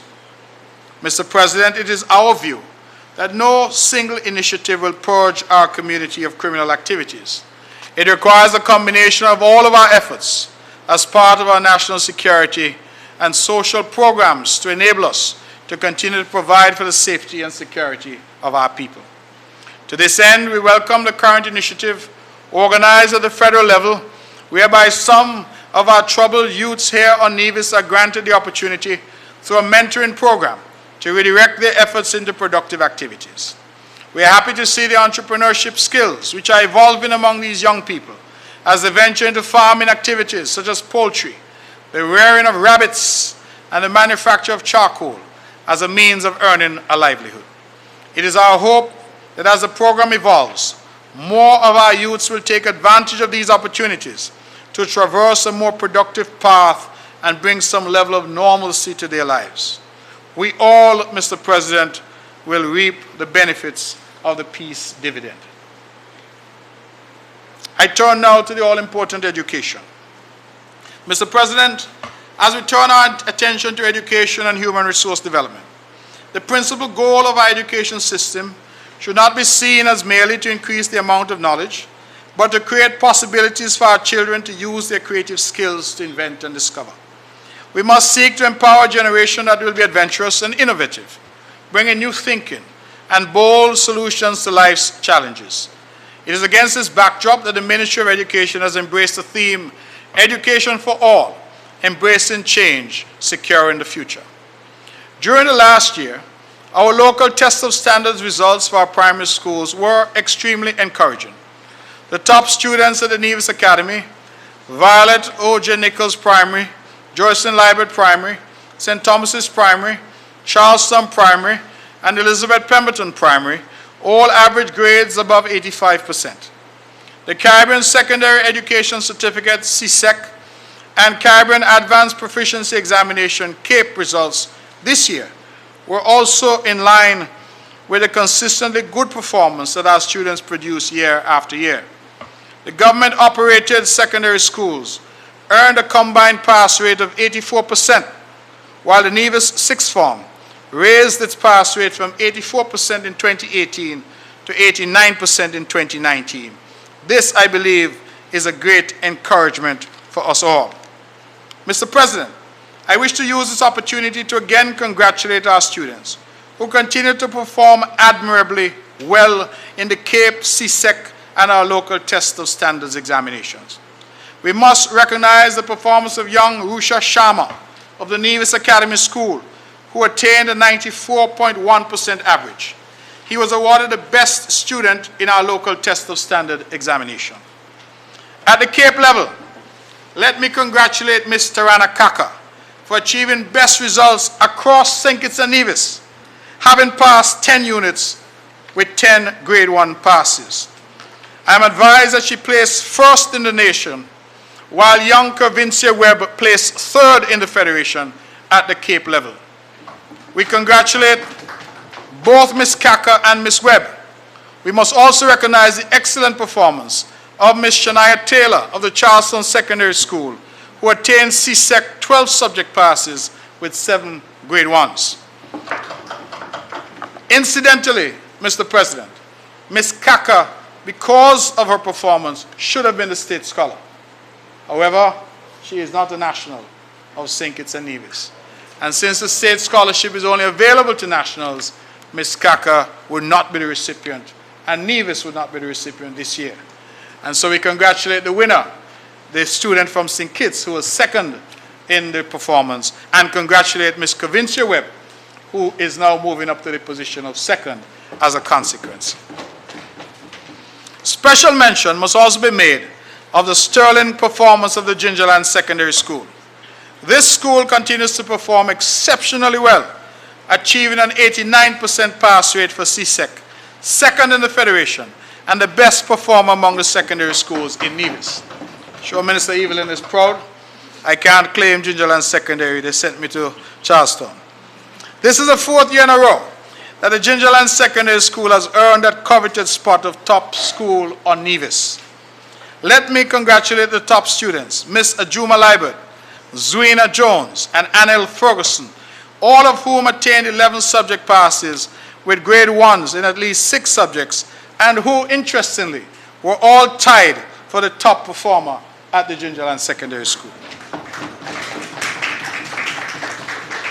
Mr. President, with these results on record, my government remains resolute to further improve our education system and will endeavor to ensure that the Ministry of Education fulfills its mandate to fully implement the 2017 to 2021 Education Sector Plan. A key component of this plan is the professional development of our teachers as we prepare them as educators to serve our students even more effectively. The Early Learners Program continues to provide opportunities for our teachers of kindergarten to grade 3 to develop a balanced approach to the teaching of reading. Through this program, our teachers were also able to attain a certificate in reading. Other professional development programs include the training of teachers and caregivers at the early childhood level in the areas of first aid and CPR, and best practices in early childhood centers. Our education officials and teachers also participated in the ECD policy writing process. TVET instructors at the secondary schools were exposed to additional training through the CBD TVET enhancement project, which aims to improve the quality and delivery of the technical and vocational courses offered to our students. The prospective teachers course and induction courses have both been enhanced to reflect the new thrust of differentiation and student-centered learning. During the past summer period, all staff across the sector were trained in the first step to mastering the art of differentiation through a workshop series entitled Know Your Students. Teachers and coaches were taught how to create class and learning profiles and how to use this information to guide lesson planning. A significant milestone attained was the creation of a professional development team which seeks to further enhance the professional development opportunities and to inform planning. The Ministry of Education will continue to partner with UNESCO, UNICEF, OECS, USAID, and CDB as we continue to make positive strides in the professionalization of the teaching force. Mr. President, during the upcoming year, officials from the Ministry of Education will join their counterparts at the federal level to launch the Education Enhanced Curriculum for St. Kitts and Nevis. We are fully aware that our current education system has some deficiencies. The goal of the curriculum enhancement is therefore to improve access, enhance quality, and provide students with the knowledge and skills that will support their success in higher and continuing education and the world of work. For the first time, a curriculum and assessment framework that speaks to the vision of an educated citizen of our Federation has been developed. This is considered the constitution for the curriculum and has been developed after extensive consultation throughout the Federation and through the review of national and regional policy and planning documents. The enhanced curriculum will feature 7 essential education competencies for an educated person in our Federation, 8 principles of learning that support these competencies, 9 principles of assessment to determine learning progress, extensive goals related to inclusivity while promoting integration across subject areas. The resulting curriculum from early childhood through to post-secondary technical vocational education and training will emerge from this curriculum and assessment framework and will be based on international standards. The 5 core subject areas in primary and lower secondary are language arts, mathematics, social studies, science, along with health and wellness. The ministry will continue its alliance with entities such as the Department of Sport, the Nevis Cultural Development Foundation, the Ministry of Health, and all private and public partners, as it is through such partnerships that we can foster the holistic development of our students. We call on our corporate sponsors to recognize the importance of education in our local economy and to continue to make meaningful contributions to the enhancement of education. We must in this regard acknowledge the efforts of courts as they continue year after year to sponsor our OECS Courts Reading Competition. The Dr. Lornette Mills Charitable Foundation, along with Warner's One Stop, for their continued sponsorship of the annual primary school spelling bee competition, and Gulf Insurance for sponsoring the annual Inter-Primary Championship. We wish to urge other corporate partners to make similar contributions for the benefit of our children. Under the rubric of human resource development, Mr. President, the success of our education system has a direct effect on our ability to develop our human resource capital. During the budget address of 2015, your CCM-led administration introduced the One Certified 2020 initiative as a mantra for developing our human resource capability. This program was an initiative designed to ensure that by the year 2020, there was at least 1 member of every household in Nevis attaining tertiary level education or technical vocational training certification. I am happy to report that this program is well on track as we continue to see an increasing number of our citizens taking up the challenge to pursue tertiary level studies. My government is playing an active role in this process by continuing to inform our people about the various scholarship opportunities that are offered annually by various governments through our diplomatic relations. Since the launch of this initiative in 2015, my government has granted direct assistance to a total of 84 new students in the amount of $2.49 million to pursue tertiary level studies in a variety of fields.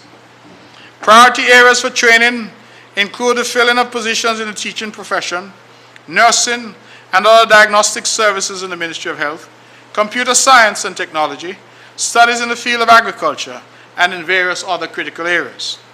We will continue to make provisions in our budget annually to support this initiative. The pursuit and attainment of higher education must be promoted as the highest aspiration of every division as we seek to achieve excellence in all of our endeavors and improve the quality of life of our communities generally. Mr. President, we are a part of CARICOM and OECS, and these regions are now providing for greater freedom of movement of labor. If our citizens are to be able to compete with other CARICOM citizens for employment here on Nevis, we must be either academically qualified or technically competent. In addition, if our citizens are to take advantage of the free movement and gain meaningful employment in other countries in the region, then our people must be incentivized to advance themselves through tertiary education towards a level playing field with our regional counterparts. We cannot adequately develop this country and continue to pursue foreign direct investment without first developing a well-qualified and technically competent workforce. This can only be achieved by incentivizing our citizens to seek every opportunity for their educational advancement. The soon-to-be-launched Technical Vocational Education Training Certificate will serve as another avenue towards achieving our One Certified 2020 initiative. Mr. President, even as we continue our quest for certification and tertiary level education for our people, we must also take steps to develop good employer-employee relationships as a means of promoting productivity in the workforce. Our Department of Labor will continue its ongoing programs aimed at educating all employers and employees on the application of the labor laws of the Federation of St. Kitts and Nevis, so as to ensure that there is fairness and harmony in the workplace. In addition, the department has been facilitating the placement of workers in various employment opportunities. To date this year, the department has been successful in identifying gainful employment for 23 individuals. Moreover, it was able to facilitate 4 persons from Nevis to travel to Canada to gain employment for the annual Canada Agricultural Program. This, Mr. President, is an area ripe for significant growth, and we encourage citizens interested to apply next year for this program. I switch to the important category of healthcare. Mr. President, addressing the healthcare needs of our population in a rapidly changing healthcare environment is one of the main challenges for the Ministry of Health and Gender Affairs.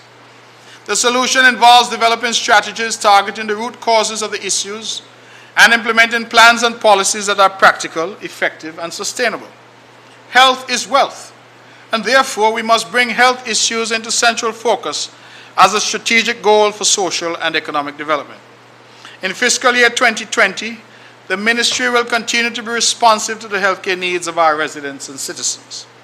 Our annual health statistics indicate that our greatest burden of disease is attributed to chronic non-communicable diseases, or NCDs. The prevalence of these largely lifestyle-related diseases, such as diabetes, hypertension, and some cancers, continues to have a devastating effect on the health and productivity of our people.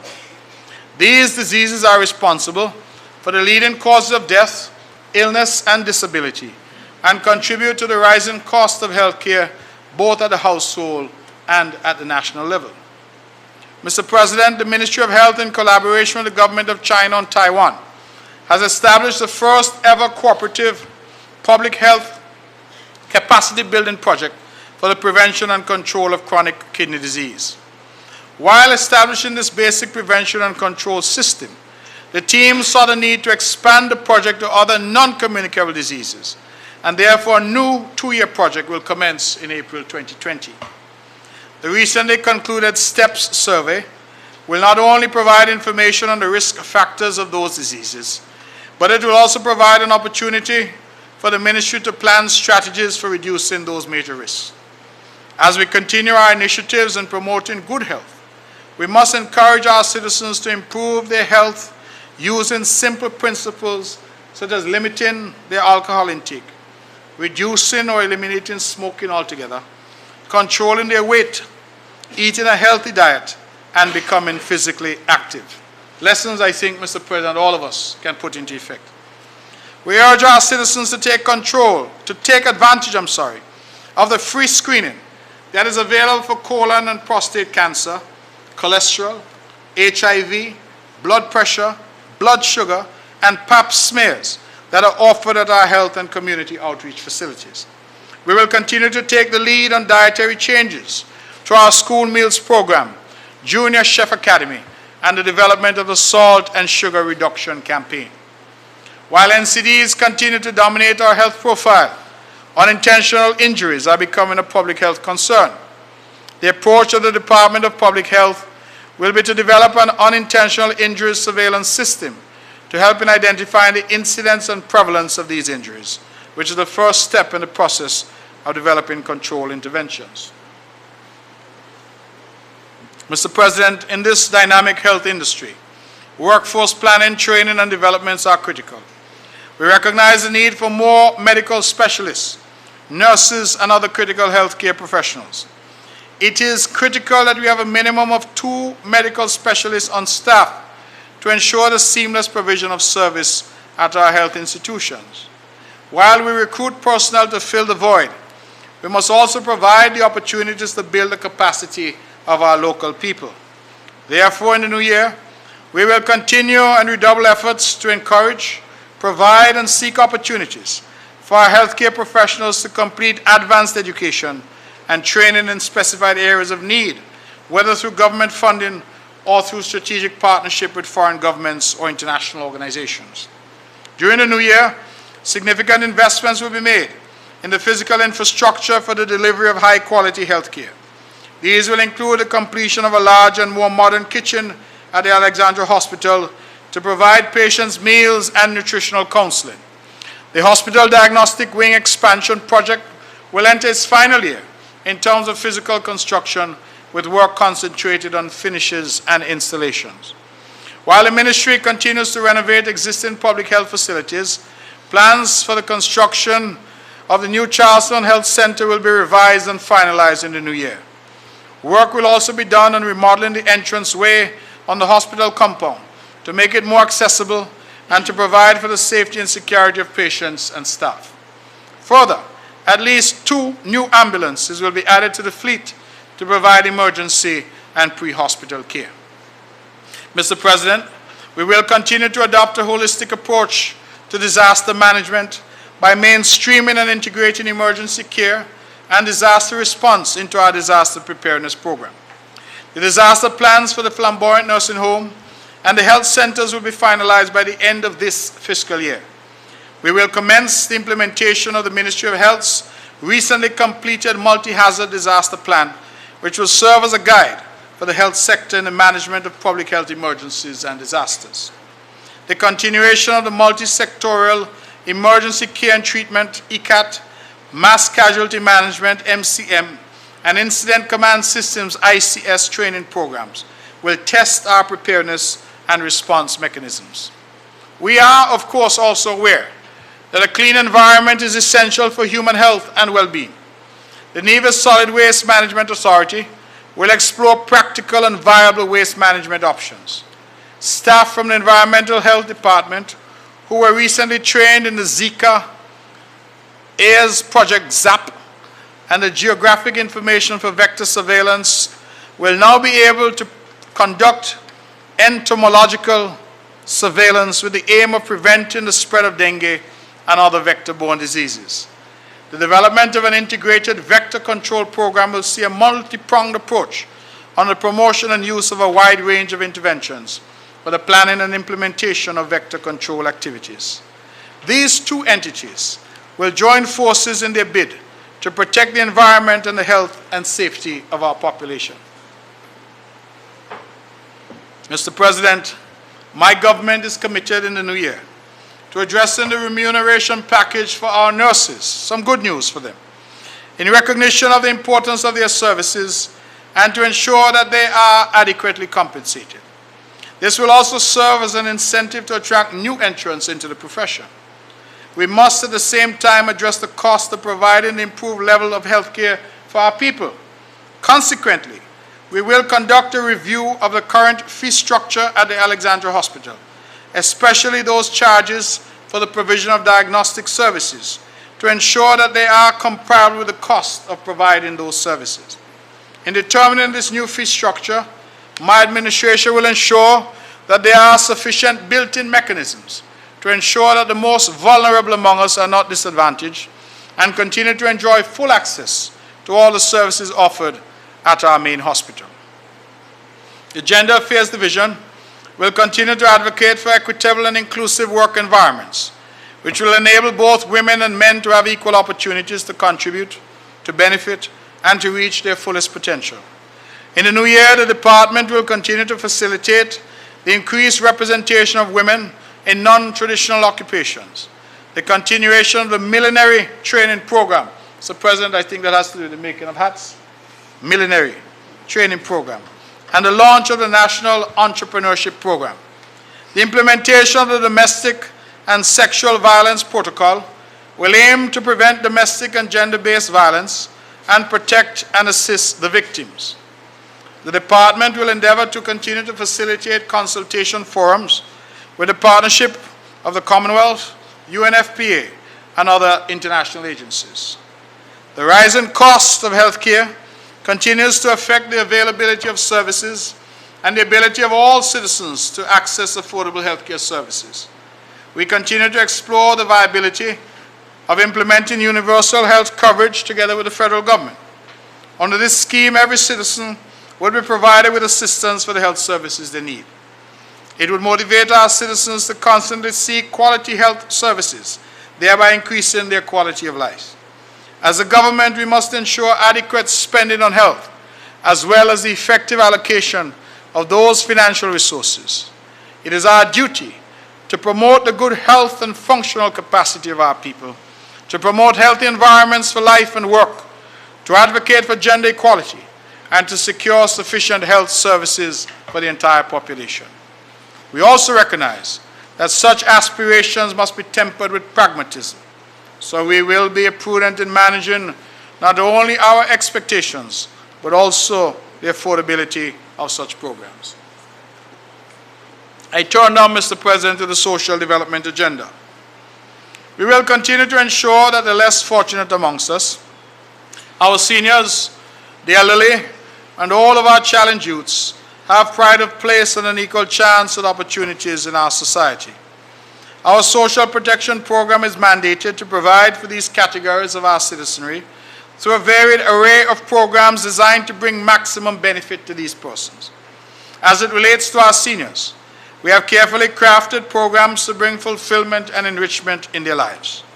The investments we have made through programs such as the senior pageant and the monthly recreational tours are simply our way of saying thank you to our seniors, and for them to recognize that we do appreciate the contributions they have made to society. They are indeed the cornerstones of our society, and were the ones who crafted the kind of society that we have inherited and indeed enjoy today. We continue to pursue the goal of strengthening intergenerational bonding between our seniors and our youths through a series of school-based activities. This program has been successfully launched in 4 primary schools across the island, and involves our seniors visiting these schools on a regular basis to speak to our children as we seek to mentor and reinstate values in our young, something which seems sadly lacking in our society today. Mr. President, let me pause here to recognize and commend and congratulate and say happy birthday to Eliza Jeffers, who just recently on Saturday we celebrated on her turning 100 years old, a centenarian. And she could dance even better than Minister Evelyn. So it says a lot about her wellness and her state at this point in time. We congratulate her. I wish to remind the House that our seniors continue to access free hospital care, free electricity, free water, as well as discounted public transportation costs on Nevis. I continue, Mr. President, to be proud when regional colleagues point to Nevis as a model of how a country should treat its seniors. We should all be proud of our record in this regard. As our efforts at rehabilitating our at-risk youths for a variety of programs continue apace during this fiscal year. The Youth Empowerment Program saw a total of 25 youths completing skills training and job internships with assistance given to finding long-term and gainful employment. Work on the development of a skills training center at Pinnis for at-risk youth is now in the completion phase. This center is expected to be fully functional during fiscal year 2020, offering a diversified range of skills training opportunities and youth development activities. I wish to thank USAID for jointly funding this program and for the investment in the training equipment, and also for the training given to the probation staff to deal with our at-risk youths. Mr. President, we are fully aware that a large portion of our population faces mental health challenges of varying degrees on a daily basis. While some may be more acute than others, it is important that we address these issues at an early stage through our mental health intervention program. To this end, my government is moving speedily to establish a national counseling center to support the work currently carried out by the Mental Health Unit, which is the unit currently charged with dealing with actual mental health cases. This center, which will have a full cadre of trained counselors, will provide an opportunity at a very early stage for persons who are depressed for whatever reason or who are finding it difficult to deal with challenging situations to receive counseling at this stage. We are grateful, Mr. President, for the assistance received from USAID Family Counseling Program, which has now been expanded to Nevis. Under this program, USAID will recruit and train an additional 4 counselors to supplement our program. These new counselors, along with the staff of the Social Services Department, have already received extensive training during the period September to October 2019 in the development of competencies to ensure the seamless implementation of the Family Matters model. This model, which has been customized for use in the Caribbean, is based on the Prevention and Intervention Family Systems model created by the U.S. Los Angeles Mayor's Office Gang Reduction and Youth Development Program. The Family Counseling Program is a key component of the YES project aimed at crime reduction. Our youths, Mr. President. Our youths are not just our future, they are our present. We must ensure that we invest in all the necessary resources and providing our youths with appropriate opportunities for facilitating their growth and development. During this fiscal year, the Department of Youth hosted a number of successful human rights-oriented activities in keeping with the theme, My Rights, Your Rights, Our Rights, Stand for Human Rights. The annual Easter camp, dubbed Camp Rights, engaged 106 children in a quest to introduce them to various aspects of the human rights in practical ways. The Youths for Human Rights March and Rally witnessed a record total of 310 participants publicly endorsing this thrust. Under the theme, Your Right to Work Right, the department hosted the annual Summer Job Attachment Program. This program forms part of the Keep Empowering Youth with Skills Keys initiative and facilitated 48 school leavers with internships, whereby 11 interns were retained in active employment at the completion of the program. Additionally, the UNICEF-sponsored Children's Summit was also a highlight of the department's activities. 162 children and youth attended this event in celebration of 30 years of the Convention of the Rights of a Child, with emphasis placed on human rights. Moreover, in an attempt to recognize youth excellence, the department launched the Youth Impact 12 program, where each month our youths are highlighted for their sterling contributions across various themes of national interest.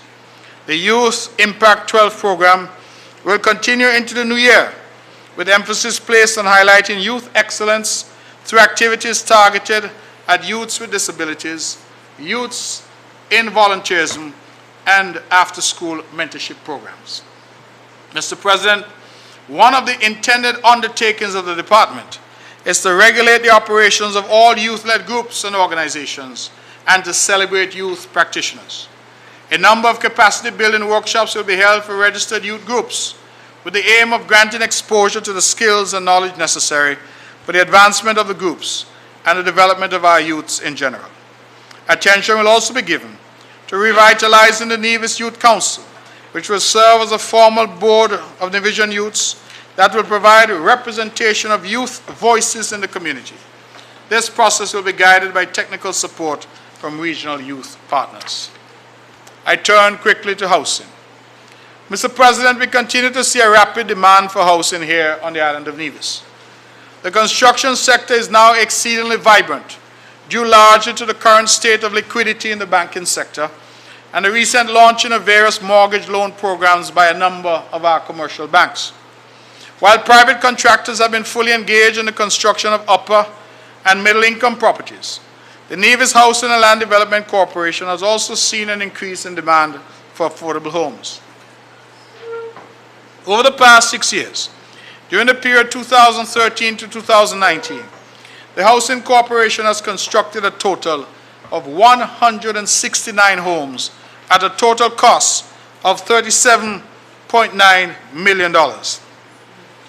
For the fiscal year 2019, the Housing Corporation has projected to construct a total of 25 affordable homes at an estimated cost of $7.5 million. Of this number, a total of 12 have been fully completed, costing $3.9 million, with an additional 6 homes currently under construction, with an estimated cost to complete of a loan facility from St. Kitts and Nevis Social Security Board. It is anticipated that a total of 6 houses will be constructed at Low Ground Estate, Cherry Gardens, Phase 2. Hamilton Housing Development will be allotted a total of 13 homes. University Heights will be allotted 13 homes. Madden Cedar View Phase 2 will see the construction of 24 homes, and it is expected that there will be a request for at least 6 houses to be built on private property. I move now, Mr. President, to our fiscal measures. As we turn to our fiscal measures, the medium-term objectives of my administration have always centered on the fostering of sustainable and inclusive long-term economic growth, while, of course, enhancing the social well-being of our people. We will continue to implement forward-thinking fiscal policies that will promote the advancement of our agenda for growth and development.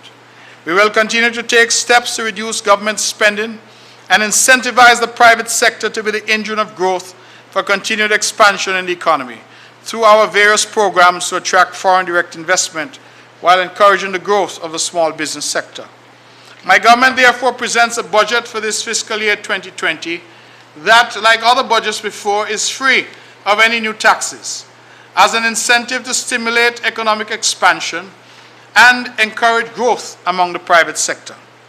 Mr. President, we will continue to extend our existing fiscal incentive programs, such as the First-Time Homeowners Program, which is designed to stimulate growth in the construction sector, our program for concessions for startup business entities, along with our program for concessions for entities operating in the tourism sector, the concession package extending to our returning nationals, and also our program to facilitate the movement of skilled persons into our island will continue. It is our hope that the persons who would receive concession benefits under these 2 programs will seize the opportunity to make meaningful contributions to the growth and development of our economy. However, Mr. President, in order to boost the growth of our revenues, we must continuously review and amend some of our existing schedule of fees to ensure that they are at a level comparable to the cost of delivering the associated services. We must strengthen our tax collection policies by implementing aggressive collection and enforcement measures as a means of reducing the accumulation of arrears of tax revenue payable to the government. We must continue to streamline our policy for tax concessions and limit exemptions from the various taxes only to areas as prescribed in relevant legislation, or, when necessary, to be used as a short-term tool to drive the long-term benefits of increases in business activities, ultimately leading to an increase in employment opportunities for our people. We must discontinue the random policy of granting duty-free concessions on vehicles simply because someone is the holder of a business license. Concessions would only be favorably considered where the vehicle forms part of the business activity. The deciding test will be whether or not, in the absence of the vehicle, the core functions of the business will cease to exist. Put differently, Mr. President, if you are in construction, do not bring a BMW motor car. We will not consider that for duty-free concession. We will continue to make a concerted effort to persuade our people to be responsible citizens and to honor their tax obligations. To this end, we will continue to enforce our existing policy whereby all persons or entities seeking to contract goods or services with the government must be current with their payment of all fees and taxes or have made suitable arrangements for the payments of their taxes. Such entities which are in default of a suitable payment arrangement will not be able to renew their business license or transact other business activities with the Inland Revenue Department until these matters are seriously addressed. It is only fair that as business entities seek to benefit from the expanded economic activities, they must also pay their fair share of fees and taxes to allow the government the resources to further invest for the continued development of the economy. During the next fiscal year, my administration will reassess our policies and practices as it relates to a number of our existing revenue-generating programs. We will seek to immediately clarify our policy as it relates to the provision of duty-free fuel and duty-free concessions on the importation of items for foreign registered vehicles. Over the years, we have inadvertently practiced the policy of interpreting duty-free on fuel and parts to mean an exemption from all duties and taxes rather than an exemption from customs duties only. This will now be corrected during the upcoming fiscal period. Thus, persons falling into this category of qualifying for duty-free concessions on fuel and parts will now be exempted from customs duty only, as was intended in the legislation, and will be required to pay the 6% customs service charge and VAT where applicable on such importations.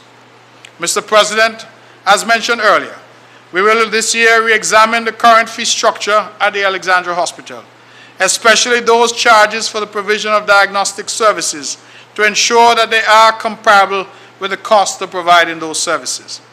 In determining any new fee structure, my administration will ensure that there are sufficient built-in mechanisms to protect the most vulnerable among us. The structure of our property tax is due for review during the next fiscal period. While there is no intention to increase the tax rate, every effort will be made to ensure that all properties fall into the tax net. Properties that are habitable would immediately fall into the tax net, with the tax calculated on the value of the property at that point in time. We will also embark upon a program of identifying and making contact with owners of unoccupied properties who may have migrated overseas, so as to ensure that the annual property tax notices are brought to their attention.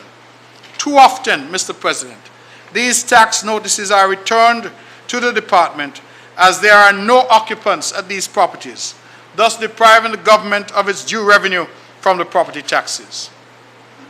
My government, Mr. President, is determined not only to clean up the Nevis landscape, but also to collect outstanding revenues on the many abandoned properties that are dotted around the island.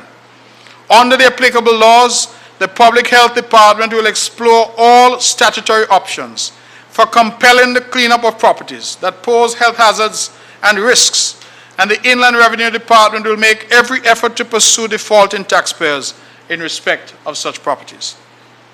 My government has also embarked on a program to modernize the computer system at our Financial Services Registry to bring our registry in line with the requirements of a modern registry. This system will serve to improve our existing work processes and will seek to computerize a number of the manual practices and provide our registered agents with remote online access to the registry system. This will simplify the onboarding process for registering new entities, give registered agents access to updated information, and allow them to maintain cash account balances to meet the cost of services provided by the registry. Following the commission of this new system, my administration will conduct a full review of all existing fees currently charged at the registry and institute new cost recovery fees for the increased array of online services that this new system will afford to our registered agents. Of course, we will do this in consultation with our registered agents. Mr. President, we will also conduct a full review of our alien land holding license policy with a view to more stringently enforcing the requirements for the granting of a license. The current legislation provides that an alien land holding license be issued to non-nationals who are interested in purchasing property on Nevis for development, and I emphasize for development, whether it be commercial development or residential, on the usual condition that the development occurs within a period of 18 months. We are fully aware that there are a number of persons who having been granted licenses have refused to complete the development, but seek instead to speculate on the land by holding it for a number of years in its undeveloped state, with the intention to resell the said property and benefit from the appreciation in value. Mr. President, this is not in keeping with the conditions under which the licenses are granted, and therefore my government will immediately seek to enforce the penalty as enshrined in the legislation in such instances where persons choose not to conform to the requirements for the granting of the alien landholding license. I issue a warning today to such defaulters that they comply urgently with the conditions of their alien landholding license or face the consequences. We have compiled a list of defaulters and plan to aggressively pursue this matter in fiscal year 2020. If I can now look, Mr. President, at our projected revenues and expenditure. Our projected revenue and expenditure for the upcoming fiscal year, I must stress that our expenditure budget is very much reduced in comparison to the budget for fiscal year 2019. We continue to hold to the view that the private sector should be the engine of growth and should take the lead role in the development of the economy. Therefore, we will continue to implement programs to stimulate private sector development, as the role of government should be one of facilitator for the growth of the private sector. Our budget for the upcoming fiscal year 2020 is therefore set at $239.7 million, a reduction of 11% when compared to the budget of $269.6 million for fiscal year 2019. We have allocated the amount of $170.3 million to recurrent spending, representing a reduction of 5.6% when compared to the allocation of $180.4 million for recurrent spending for fiscal year 2019. Recurrent spending for the upcoming fiscal year, therefore, comprises 71.05% of the total budgeted expenditure. Mr. President, my administration is projecting collections of $139.5 million in recurrent revenue, which represents a projected increase of a modest 1.2% when compared to the projected revenue of $137.8 million for fiscal year 2019. This less than proportionate growth in recurrent revenue, when compared to the growth in recurrent spending, is due largely to the uncertainty in the financial services sector as we seek to grapple with the requirements of the EU and the OECD. This uncertainty has caused a slowdown in the new product registration, as potential entities are waiting for the final decision from these regulatory agencies before making a determination on any new product incorporations in NIVIS. In this regard, we have projected revenue from this sector to be $11.53 million, a reduction of 17.9% when compared to the actual revenue generated in fiscal year 2018, prior to the raising of these issues by these agencies. We are very hopeful that these matters will be resolved very early in the new year, and that we can see some level of normalcy returning to the sector, ultimately resulting in increasing revenue flows. We expect our recurrent revenue to be augmented by the remittance of at least $30 million from the federal government in respect of an allotment for NIVIS from the revenue from passport processing fees under the CBI program. Our combined total recurrent revenue is therefore projected at $169.5 million for the upcoming 2020 fiscal period, and when compared to the projected recurrent expenditure of $170.3 million, provides a slight deficit on the recurrent budget of $0.8 million. Mr. President, the amount of $69.4 million has been allocated for the funding of our capital expenditure program. This represents a 22.19% reduction when compared to the amount of $89.2 million that was allocated for fiscal year 2019. This is largely due to my administration's policy to streamline work on major projects so as to spread these works evenly over the medium term, coupled with the fact that a number of our major capital works that were ongoing during this fiscal year are now substantially completed. These include works on the Treasury Building Complex, the Newcastle Police Station, the Brownhill Road project, along with Phase 1 of the Island Main Road. Funding for our capital budget will be comprised of loan funding from the St. Christopher and Nevis Social Security Board, the Sustainable Growth Fund at the federal level, grant funding from the Government of China, Taiwan, along with other grant funding from our regional and international partners. In addition, my administration will seek loan funding from other financial entities at concessionary rates not exceeding 4% per annum to complete the funding for these capital works. Therefore, Mr. President, a summary of resources projected to finance our 2020 expenditure program is outlined as follows. Current revenue, $139.5 million. Projected minimum revenues from CBI passport processing fees, $30 million, and I emphasize minimum, projected minimum. Social Security loan and other concessionary loans, $22.9 million. Government of China, Taiwan funding and other grant funding, $8.9 million. Mr. President, while we have made these projections, we intend to be very strict with the collection of our revenue and will seek to reduce revenue losses by curbing our open-ended concession policies.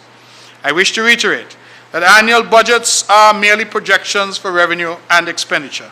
The extent to which we roll out expenditure will naturally depend on our ability to access funding, especially for executing the items as outlined in our capital expenditure program. I wish to assure the public that we will not be reckless in our spending, and we will only seek to undertake projects if the funding is available or can be accessed at low cost in accordance with our debt management strategy.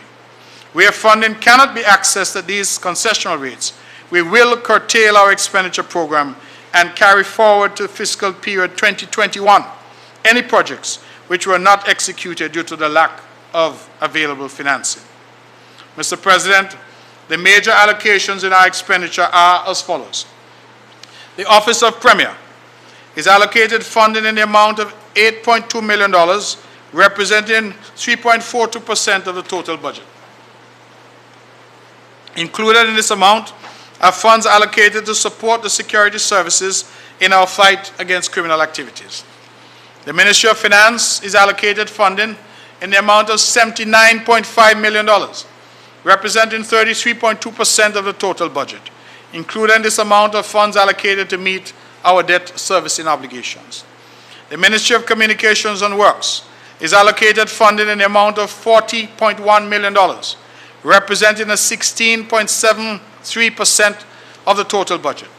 Included in this amount are funds allocated for our infrastructure development program, namely the upgrading of our road network, maintaining of government buildings and other structures, along with provisions for upgrading our water services. The Ministry of Agriculture is allocated funding in the amount of $11.4 million, representing 4.8% of the total budget.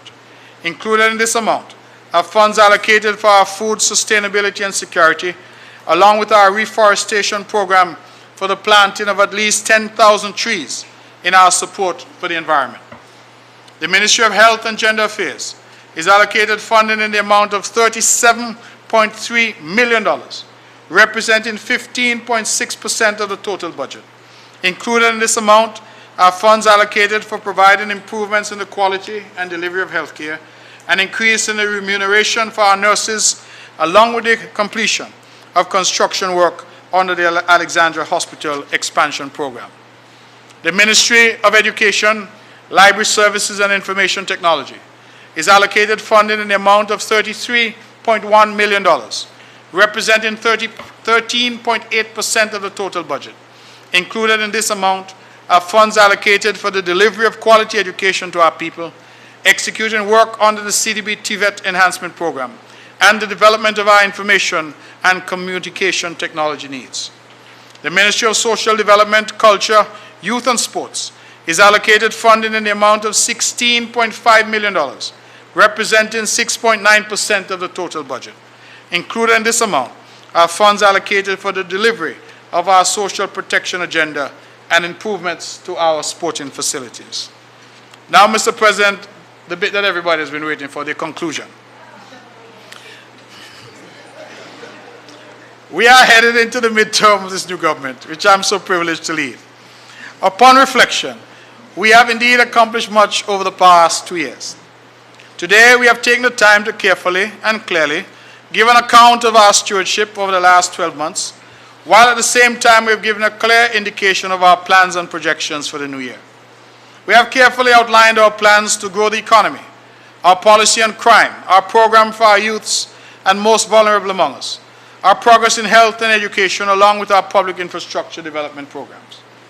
Mr. President, this new budget year 2020 will definitely present a tremendous opportunity for us to continue on the path to build that new economy and to put our island on a trajectory for fiscal sustainability and growth. We must continue to implement measures to enhance economic stabilization in the short term, while investing in education and skills training at the national level so as to improve our human resource capabilities. This new economy must now be based on innovations in agriculture, fiscal reform leading to debt sustainability and growth in the rail sector, energy sustainability, and an enhanced human resource development agenda, encompassing a well-trained and technically competent workforce. My administration will continue to operate under the pillar of good governance, and as such we will continue to manage and allocate the nation's resources in an effectual and transparent manner. We hold ourselves accountable to you, the good people of Nevis, as is evident in the historic actualization of integrity in public life legislation and the first ever filing of assets by any sitting government in our nation's history. In so doing, we have made it our sole purpose to ensure that both Nevis and its people not only thrive but prosper for many generations to come. Mr. President, as a show of gratitude to our public servants, my cabinet has, in consultation with the federal government, approved a bonus payment of an extra month's salary for all civil servants, non-established workers, employees of our statutory corporations, and pensioners in accordance with those discussions at the federal level. I wish to use this opportunity to urge our private sector partners to adopt a similar practice. Let me say it again. I wish to urge this opportunity to urge our private sector partners to adopt a similar practice. I use this opportunity to encourage them to do what the government is doing, to show their gratitude to their workers for their performance over the past year. I urge all of our citizens to budget prudently, spend wisely, and to use some of this extra payment to create some savings and investments as well. I'm also pleased at the reduced VAT days being set for December 13th and 21st this year. I look forward, Mr. President, to a robust sales period for our businesses during these days. Mr. President, your government continues to be creative and resolute as we maneuver the affairs of our island with deftness. The policies and programs that we continue to formulate and implement, coupled with our dedication and determination to succeed, allows us to overcome many of the challenges, and indeed allowed us to overcome such challenges during this last fiscal year. We ask the people to keep the faith, to continue to support our government, and to strengthen the hands of your government when called upon to do so. Together, we can work to build a better and brighter Nevis for ourselves and for future generations. Thank you again for the faith and confidence you have placed in my government, and may you have a happy Christmas and a new year filled with hope and confidence as we seek to build resilience and adopt a harmonized approach to economic growth. Mr. President, Nevis is on the right track, and I urge our people to keep the momentum. I so move.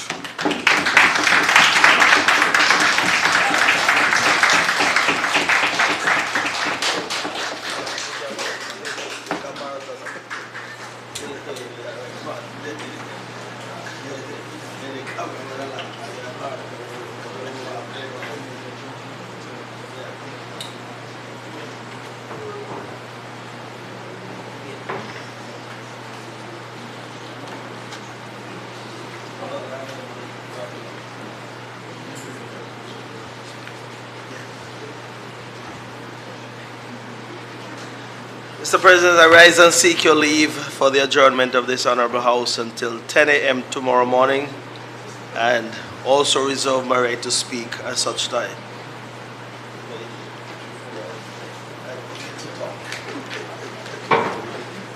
Mr. President, I rise to second the motion. The question is that this Honorable House be adjourned until tomorrow, Wednesday, 4th December at 10 a.m. Those in favor? Aye. Those against? The ayes have it. House adjourned.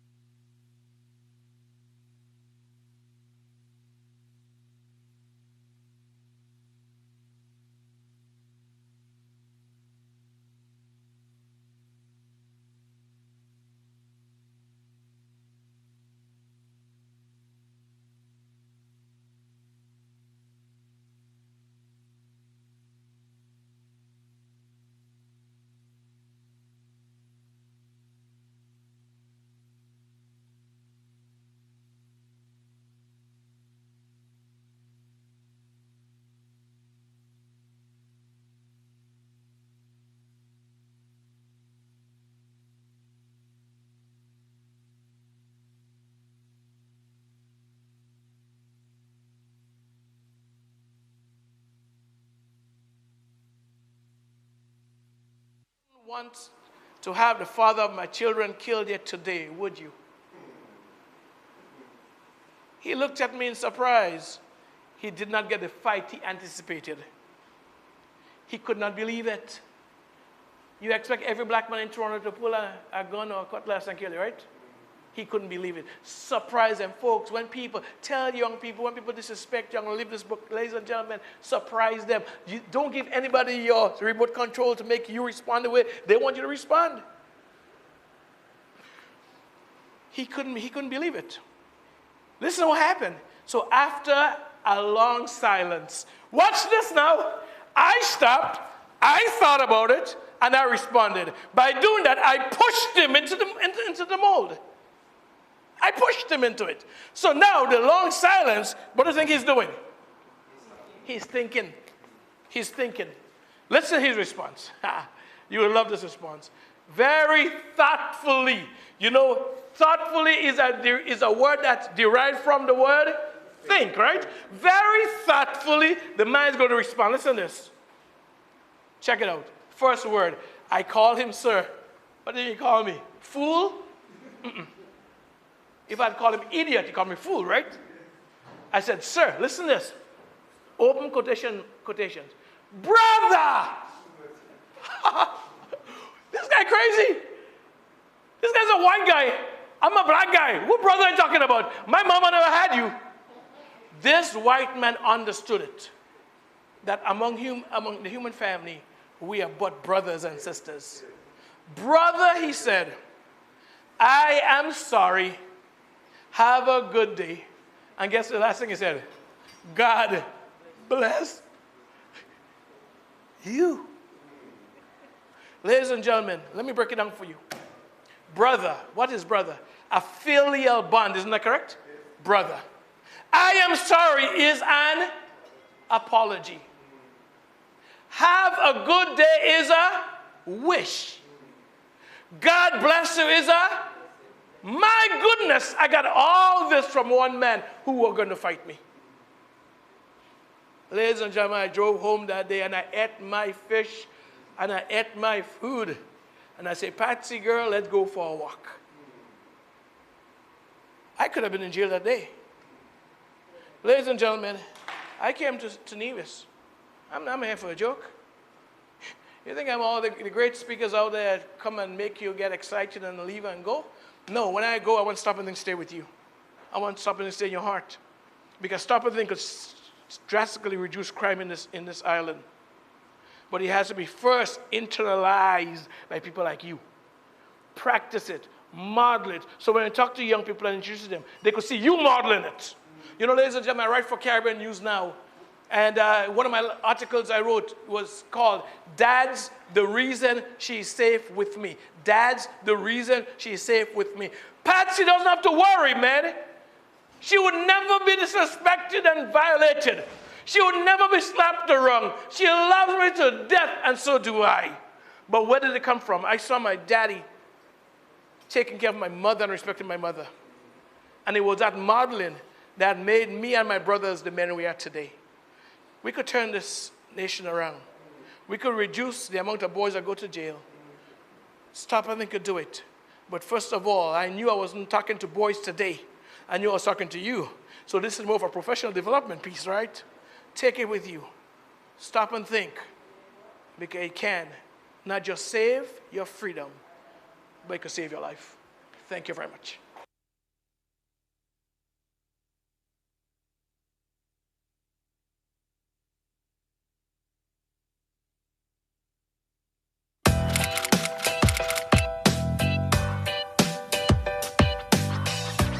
As Minister of Foreign Affairs, my work requires me to travel quite often.